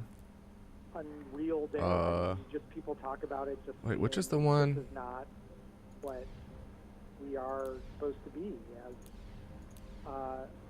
I don't think it was any of these. The United States as American democracy. This is not what we're about, and there's just a lot of shock, and it's across parties, it's across generations that this is just, this is not who we are. All these ones are still 1,000 too. So, Mike, in order for challenges to go forward, a House member and a senator. Oh, I gotta get some sleeves. So there's been, really a focus on trying to get the senators to pull back, the Republican senators to pull back. Is it just seem that the House Republicans are like a lost cause, like that they're not enough of them would step down from potential challenges? Man, this is dope. The Senate's just a smaller. I don't have enough to get that though. Be able to get some movement. That's disgusting. Yeah, I mean, as you said, there's just more of them. There's more members in the House. A lot of them just have more insulation and political pressure. They're just absolutely. I remember that lightning bolt. That was the old lightning bolt, huh? Change their thinking on what they're going to do. We have seen a few members sort of, change their minds. Kathy McMorris Rogers came out and said she was going to lodge some objections, and now she says she isn't going to do it. So, but there's just fewer senators, and you need a senator to move forward. Nickel with Bolas, the oh, that's pretty dope. And there's some hope that those, they'll be more willing to listen to reason. And I know that they're all sort of hearing from their Who's colleagues this guy? anyway. I don't know who that is. You've made your point. Can we just close this out? Mike, we're watching live images of Metropolitan Police, that's DC Police right now. Police are essentially kettling the throngs of people outside the Capitol. They're sort of corralling them, and that's a police tactic to try to control those large crowds during demonstrations. The technique there is to kind of create these cordons so they can move the crowd within an area. So, as this 550 gold is 50 gold? What the heck? What is the message that the Speaker of the House, that Nancy Pelosi wants to send? And also, what's the message that the Vice President, Mike Pence, wants to send? Oh, Well, you I can only do it once? It's the Speaker, it's the Vice President, it's Leader McConnell. It's I'm not spending really any real money just on about this. every rank and file lawmaker But I would that like that, talked to or seen. They all want to send the message that we're not going to be bullied by not the terrorists. bundle. Many of them have used that word. We're not going to be dissuaded or deterred by bomb Wait, I can't get gems with gold, right? We're No. going to do our constitutional duty. We're going to certify this free and fair election, and we're going to inaugurate a new president on January 20th. And that, I think that they're all. Oh, that is pretty cool. Certainly the top leadership are in agreement on that point, and that's the direction that we're headed in now. So, Mike, assuming that as planned, this process moves Pets? along What do pets tonight, do? and that Nah. the House and Senate are able to move through and ultimately certify Joe Biden's election, perhaps tonight, perhaps deep into the night or tomorrow morning. We're watching to see just how much more drawn out this gets. What happens after that in terms of Congress? Like, where do they go from here? I don't know. Well, What are they going to do next? What do you think? the thing about Congress is that it's sort of, sort of a living being in a way that, it has sort of an emotional on all events. arc and a resonance that you have to Try sort to of finish take, another quest. The best leaders in the House and Senate understand that, in times of great stress, you sort of can push so far, and then you have to step back. You can find Somebody has events to go home here and too. spend time with their family. Keep an eye out for new ones. Reassess. Well, if you need anything else, I'll go. Last one. Let's see if you're certainly worthy. they're scheduled. Both the House and the Senate are scheduled to leave. Oh, I don't need to see it. You'll teach me how to play it. January 19th, preparing for the inauguration on January 20th. I've not heard anything to indicate that that's going to change. That could change. There's certainly a lot of Democratic House members who are talking today about we need to do impeachment articles, or we need to pass a censure, take some action. I have not heard any endorsement of that from senior leadership yet. That would involve keeping members here another day, perhaps several days. It would mean if they were serious about staying here for the duration of the inauguration. I don't know that there's Mike, I'm going to pause you there. I'm going to go to my colleagues who are on the ground in Washington. Zoanne, can you hear me? I can hear you, yeah. Okay, what's happening there? So we're just outside of the Capitol. Whitney Leeming and Rampaging Brontodon. were being arrested. We were filming the line of police and the protesters facing the line of police and were then kettled by the police and are now in line to be put on, I think it looks like some vans What? in the process of being arrested. You're hearing the voice Wow. of Zoanne Murphy, who's a video journalist for the Washington Post. To be clear, She's that's getting not arrested? the person you're seeing on screen. We're only listening to Zoanne. We're not watching Zoanne. So what have police told you you've done, Zoanne? Have you identified yourself as a journalist? They haven't told us that we've done anything. We have told them that we're journalists. They've just taken us each one. There's like one officer to each person, and they have just pulled us aside. And I've asked a couple times if we're being arrested, and they have confirmed that. And then they've just got us in this line, getting ready to get on these vans. So the image we're seeing right now is what you are shooting presently. Yes, Zoanne? Correct. Yeah. Okay. Whitney Leeming is holding the camera, and I'm just behind her. It's crazy.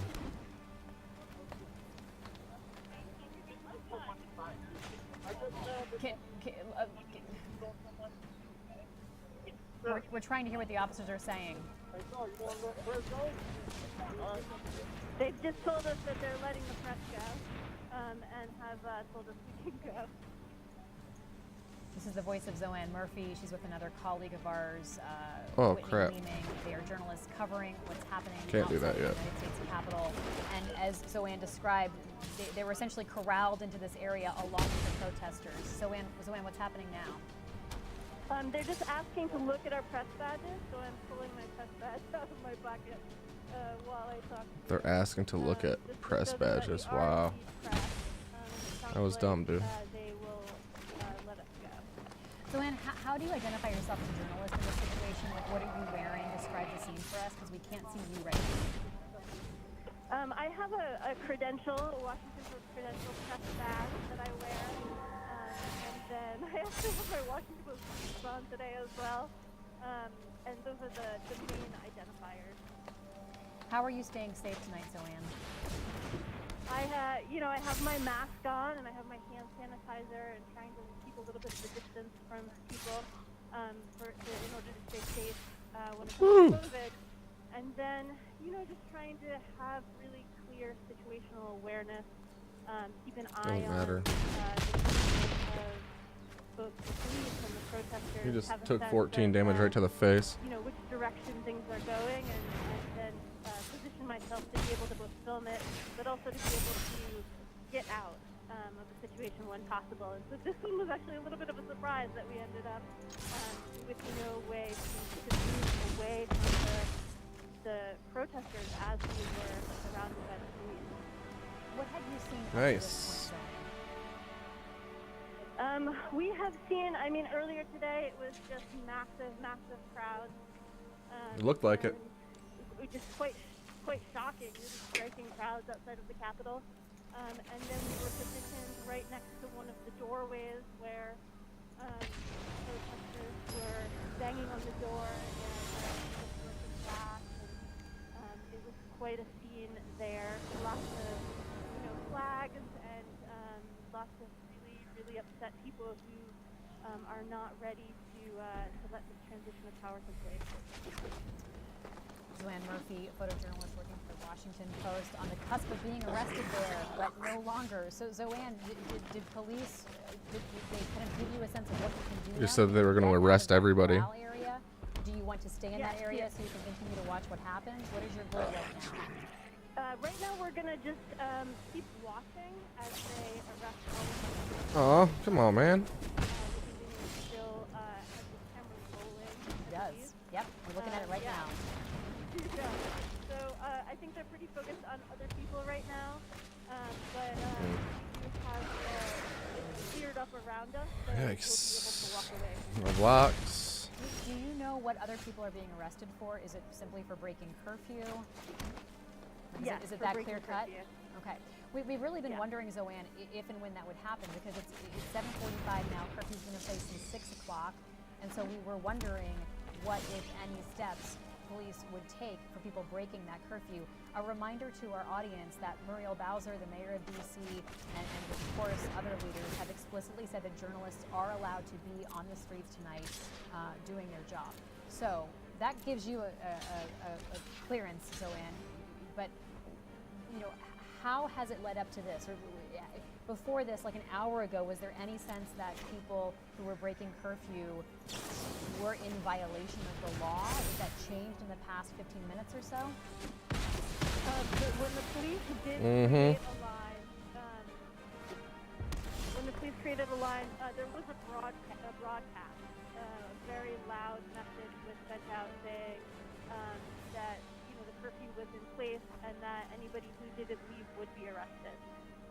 And so that was the main indication, and people, many of the protesters responded by just yelling angrily at the lines of the police at that point. But some did clear out. It did stay Sure, down. bring it on in, boy. Zoanne Murphy, along with our colleague Whitney Leeming. Yeah, that's what I thought. Thank you so much, Zoanne. I know our boss, Micah Gelman, is in the control room running our show right now, as well as watching and listening. So I'm sure he would urge you to stay safe, and we can also pass on great thanks to Whitney for keeping that camera rolling no matter what. Thanks so much. Thank you. Bye. We'll keep watching these images coming to us from our colleagues, and what they described was this peddling, moving by law enforcement to sort of cordon off people who are breaking curfew, You can't win. not abiding by the directive to disperse, even though it's after 6 o'clock. It's fine, dude. James Homan, let's bring you into this conversation.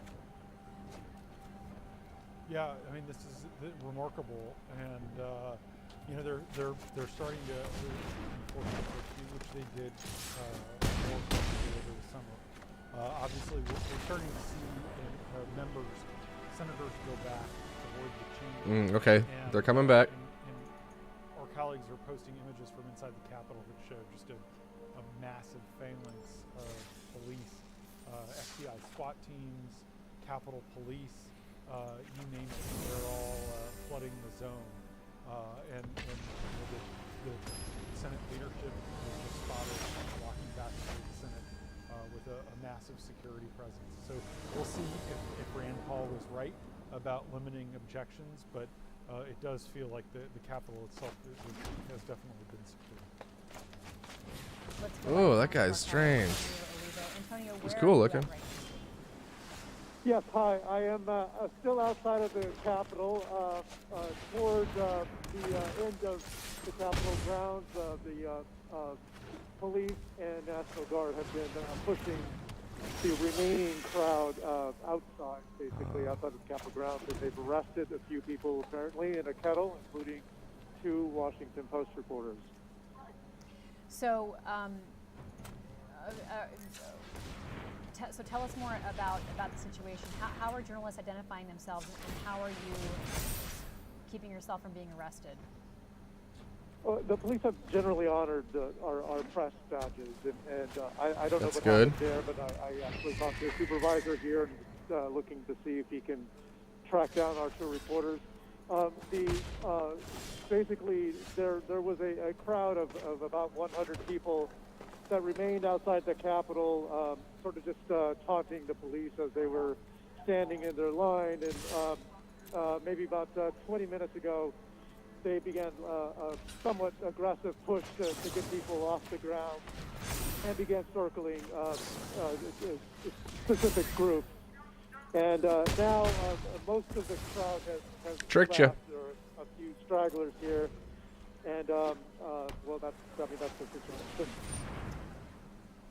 Antonio Olivo reporting live outside the U.S. Capitol right now. Result. So we are seeing this change. We're at 7:50 now, nearing 8 o'clock. The curfew has been in place for about 2 hours. Can you describe to us the change over time this evening as darkness has fallen and the curfew time has struck? Well, most people after 6 o'clock left voluntarily. There were a few warnings over a loudspeaker essentially announcing the curfew. Some people were already on their way out, others stayed behind. And the police systematically have been pushing people further and further away from the Capitol building. It's taken these 2 hours, basically. They've done it really slowly. allow people to assemble. Ooh, air elemental. And We do not for, like maybe a good those. 45 minutes to an hour, we were basically Okay. in one of the parking lots near the reflecting pond. And it wasn't, tense at all. And then the police started to gather again and began to kettle. The kettling, by the No way, attacks. is enclosing specific groups where they Oh. can't escape. Oof. Okay. Olivo, thank you so much. A reporter for the Washington Post covering what's happening in Washington, D.C. right now. James Homan, this is certainly a change. We do see law enforcement taking action, and this is significant because as it gets later here in Washington, D.C., there will be growing concern about the safety and welfare of the citizens of Washington, if people are just trying to get home and get off the streets as that curfew That makes sense. has taken effect. Right near this area you're seeing are residences, are homes, are places that people live with Oof. their families. So we're watching Just to don't see think it's gonna do where it, man. the mob goes once they have been dispersed and forced to leave the capital area. Yeah, and whether they kind of recongregate downtown around some of the hotels, a lot of the restaurants have now shut down. No one wants crowds, especially tonight. The grocery stores have closed, liquor stores have closed. A lot of the city's pretty hunkered down. And everyone is I think that the police. Well, it's will over definitely right now. It get should people be. away from the Capitol. They do know how to do that. They do that well during State of the Unions and when the president comes any old time. They obviously didn't kind of have that level of security today. And so the -11 now. They'll be aggressive. The Kettering technique is. All right, thanks. I got a couple more things to beat. Capitol Hill neighborhoods. I'll be up in just a few. Police can do that over there, but there are several restaurants. Thanks, babe. babe. Which of them are open? You could have groups sort of start to congregate. A lot of these guys that have come in, are just for them it's essentially this party. Obviously it's terrifying, but so it will be interesting to see how aggressive the curfew is enforced across the city as they continue. So we're getting close to 8 o'clock, James, and we're watching to see. Apparently, senators are on their way back in. Gavel back in and continue their business. So it seems If like they- they're on track to do that. The big question mark If they can right get now in. is Josh Hawley. He was the first Republican What do you senator to got? announce Typhoid that he rats. would go Right, along right, with right. this Trump scheme, We're not blocking those. to overthrow the results of the election. The pack hunter And, out. he, Next round. Reportedly, our colleague Sonny Ken on the Hill says that he has not agreed to drop his objections, despite pretty intense pressure to do so, including from people in his home state of Missouri. And his spokeswoman has not responded to our requests for comment, and probably is trying to decide what to do and how to play this. Perhaps they could shorten debate. Perhaps they could condense it so that it's 1 or 2 states instead of 3 to 6 states. But there's a lot of senators who don't know what's about to happen. James, I'm going to bring in our colleague Devlin Barrett right now, reports on national security. So, Devlin, you and Josh Dawsey have been reporting on these suspected homemade bombs that were found near the Republican and Democratic national headquarters. Tell us more. So the Oh items are no. basically Okay, I've got to take care of that metal guy. pipes with sealed metal end caps, wires coming out of them attached to, sort of a traditional kitchen plastic white timer. Obviously, that's very alarming. Yeah, I figured he'd take the 5 for that for sure. Law enforcement responded and took the devices and essentially safely rendered them A singer. harmless by essentially detonating devices around them. So it's not really clear at this point if they were working bombs or if they were just designed to look like bombs. But obviously, given all the events of today, it's an incredibly harrowing thing to deal with on top of everything else. And there is an investigation going on to see who put them there. Oh, there, his death touch. A while ago, the communications director Oh, well. of the RNC sharing on social media that a message. Let me just read you the message, Devlin. What happened today was domestic terrorists. Our soldiers have died carrying the American flag of the battle. The guy's getting nasty. To see that flag used in the name of unfounded conspiracy theories is a disgrace to the nation, and every decent American should be disgusted by it. And that is the message that we are seeing from Michael Ahrens, the communications director. Wait, I think I can for just the kill him. RNC. Yeah. So, put in context for us what your reporting means for the RNC and the DNC at this moment. Well, certainly leaving bombs, or even Yeah, I heard about that. The pipe bombs. outside of political office is very suggestive. Yeah, no kidding. Act of terrorism. It is terrorism. Just call it what it is. You want to understand a little more exactly what happened. Yeah. I get you want to understand it, but I'd still call it terrorism. But I think it's interesting that if you're I guess it depends on how you define terrorism, but the same perpetrator of both acts, it's someone who seems to be trying to send fear and disorder into both parties. And that's, I mean, it's just an currently incredible waiting. Day. All the events of today are frankly incredible, and it speaks to a number of people, obviously a large number on the Capitol at times today, who essentially want to trash the place. And that is, sort of, I think it's fine to call this sort of activity, like leaving bombs or phony bombs, terrorism. But I also think you don't need to call it terrorism. Mad geeking. The seriousness of it and the gravity of what's going on right now. Oh, I like this. I like this. All sorts of organizations Keep 7. never weigh in on this sort of thing, like the National Association of Manufacturers. Just absolutely coming out with these incredibly strong statements, announcing what's going on, and saying it threatens our safety. And so I think, yes, there are elements of, but I think whether you call this act or that act terrorism or not is in some ways not as important as understanding how serious the events of today are and how shaken I think a lot of American institutions are that they happen. We just saw minutes ago. Not gonna cast anything, man. And police officers in riot gear escorting lawmakers back to their jobs. That is the way the American government is working right now, and it's frightening. If you're just joining us, you're hearing the voice of Devlin Barrett, my colleague who covers national security and police. He has reported on this story that suspected homemade bombs were found near the RNC and DNC headquarters today in Washington. As Devlin points out, the investigation is ongoing to see if these truly were bombs, if they could have gone off. But regardless, they are being treated as suspected homemade bombs.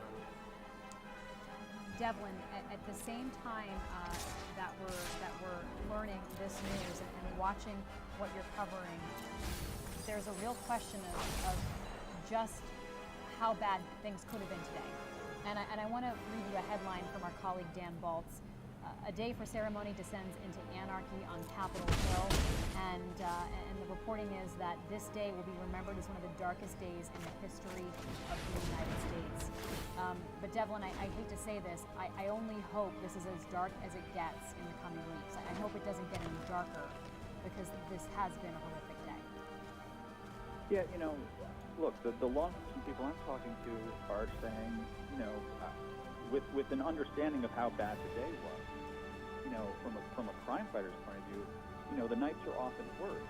So, I'm talking to folks who are concerned that there could be more violence and more unrest tonight. That's what I'm thinking. I'm thinking overnight things gonna blow up.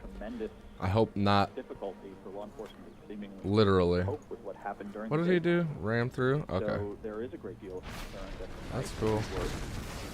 And that What? there's no reason to assume that this all just All right, whatever. vanishes into the clouds tomorrow. I don't think we should assume that because one spasm of it has decided that it's over. But I do think at the same time, you know, what happens in moments of unrest is that law enforcement responds and reacts. Sack him or take 2 damage, dude. All right. A very increased and heavily armed presence of law enforcement in and around the Capitol. I think that will increase in the next 12 hours. And as you see in other instances, oh, bummer. The police and the agents keep beefing up until they think they have control of the situation. You ought to beef that other one up. Well, maybe not. We're watching Okay, as we fair enough. anticipate the Senate to gavel in and Majority Leader Mitch McConnell to speak in just a little while. James Homan, let's go to you for what we anticipate will happen next. Oh, thank God. Steve Daines, who was in the group of 14, has just put out a statement a moment ago, folding, backing off, like having more progress on the House side. We need to certify this tonight. We ought to put this, any objections aside, and move forward united as a country. The big question is Josh Hawley. I'm getting mixed reports. There are some people who think they're going to be able to get Hawley to back down. Other people. What are you going to do with this man? Non-committal, holding his cards close to the vest. So there's some suspense there. And while we were hearing that frightening report from Devlin, Barack Obama put out a statement. This is weird. Also very similar to George W. Bush's, but saying, you know, this is terrible. The president is to blame, which Jim Mattis said in another statement too, President Trump's former defense secretary. And then Obama said, but we'd be fooling ourselves if we said that what's happening today is a surprise. We saw this coming. This is who Donald Trump is, and this is he's reaping what he has sowed. The country reaping what he has sowed. So you are seeing a lot of these leaders put out statements that they, especially former presidents, have been somewhat hesitant to do. And so I do think that there's some evidence that today is this tipping point. We'll see how tonight plays out. That's fine, dude. That it is sort of shaking people who were playing political games to their senses. James, I want to draw your attention to the very top of the Capitol building. You can see the light there is lit. So at the very top of the dome, on top of that dome, you can see that light. Weird. That is lit when Congress traditionally is in session. When the House or Senate is in session, that light is lit. And it's a symbol given to people, you know, if you have worked around the Capitol or worked in the Capitol, as you're driving by or walking by and you see that lit, you know that lawmakers are at work, right? That Congress is functioning to some degree or another.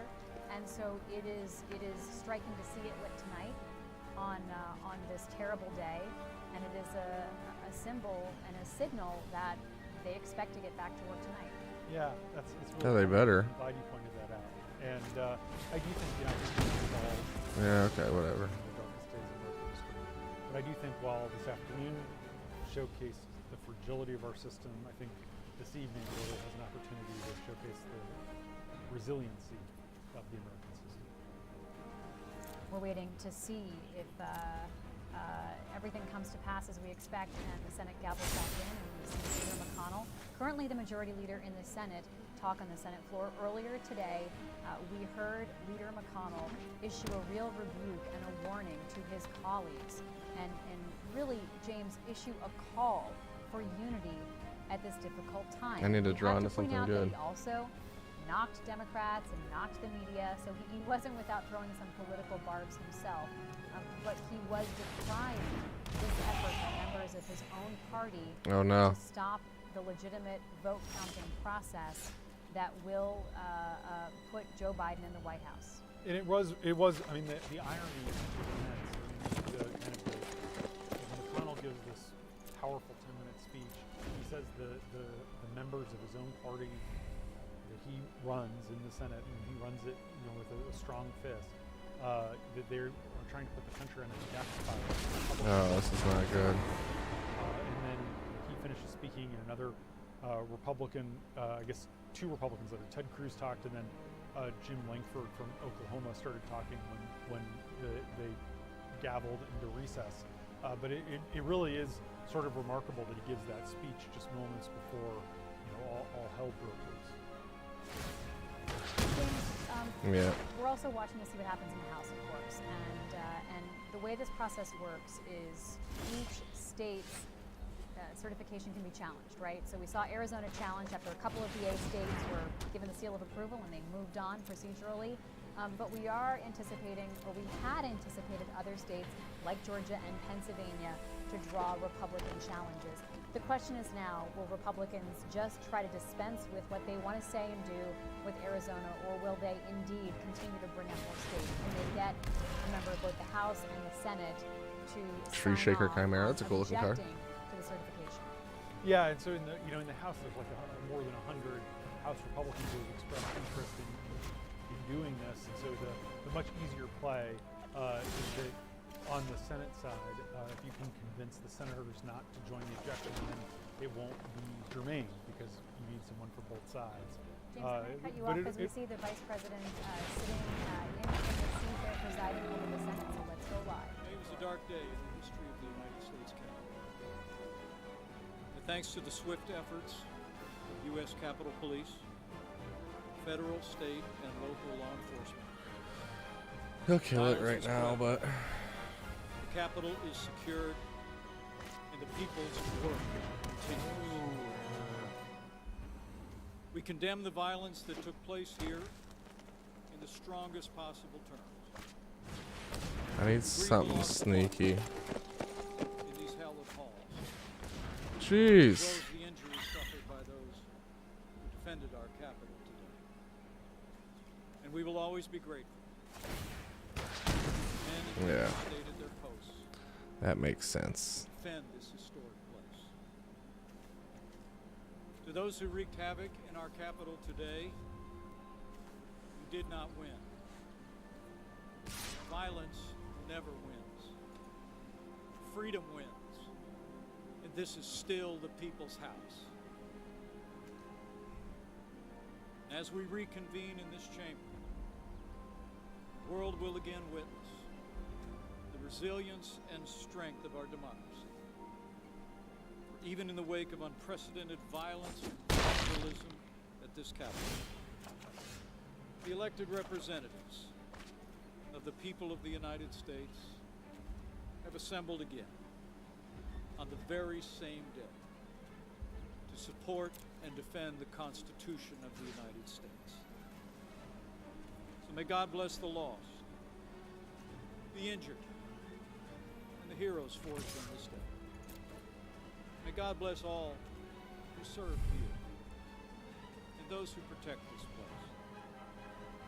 And may God bless the United States of America. Let's get back to work. Let's get back to work. That was real convincing, Mikey.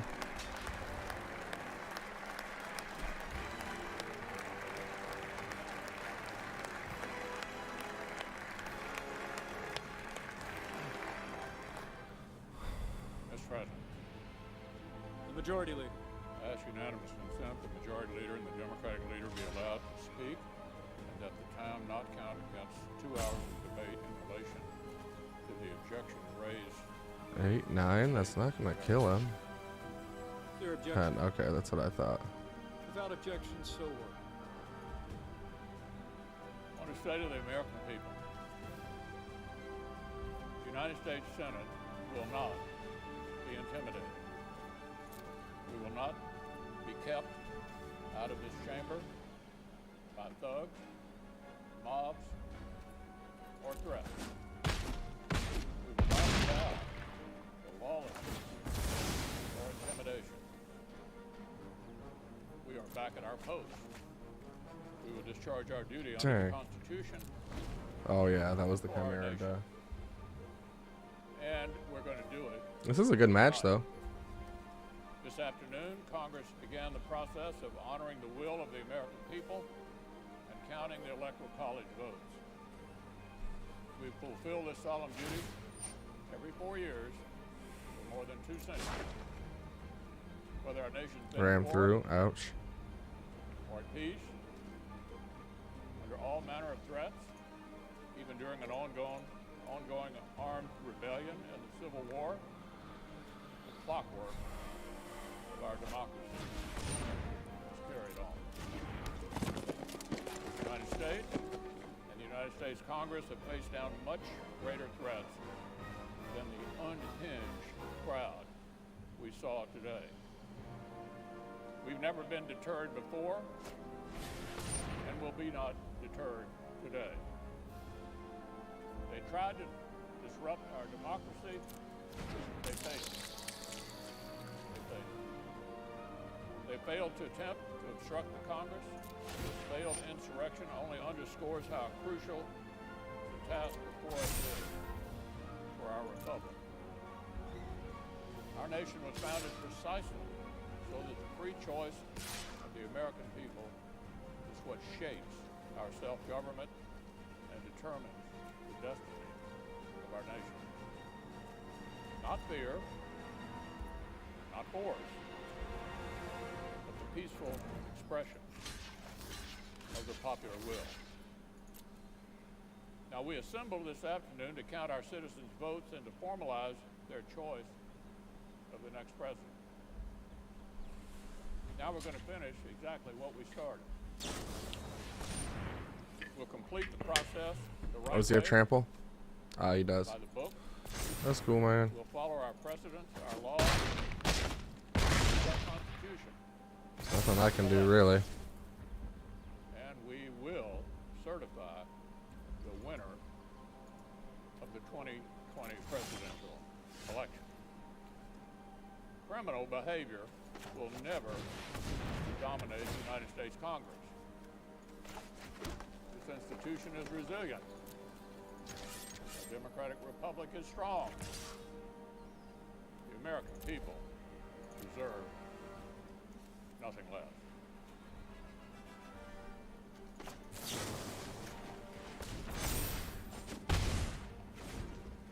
Democratic leader. Mr. President. Mr. President, it is very, very difficult to put into words what has transpired today.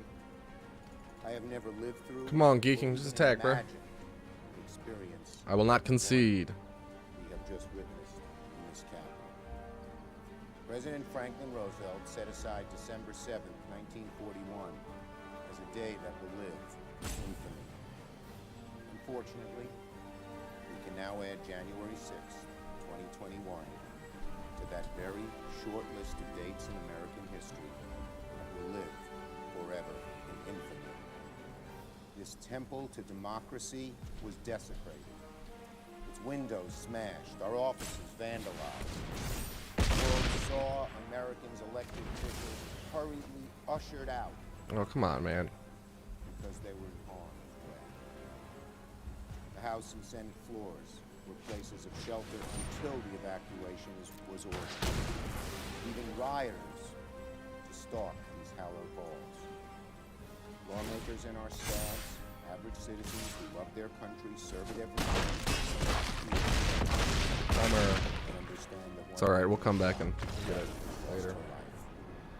We mourn her and feel for her friends and family. Alright, guys. These images were projected to the world.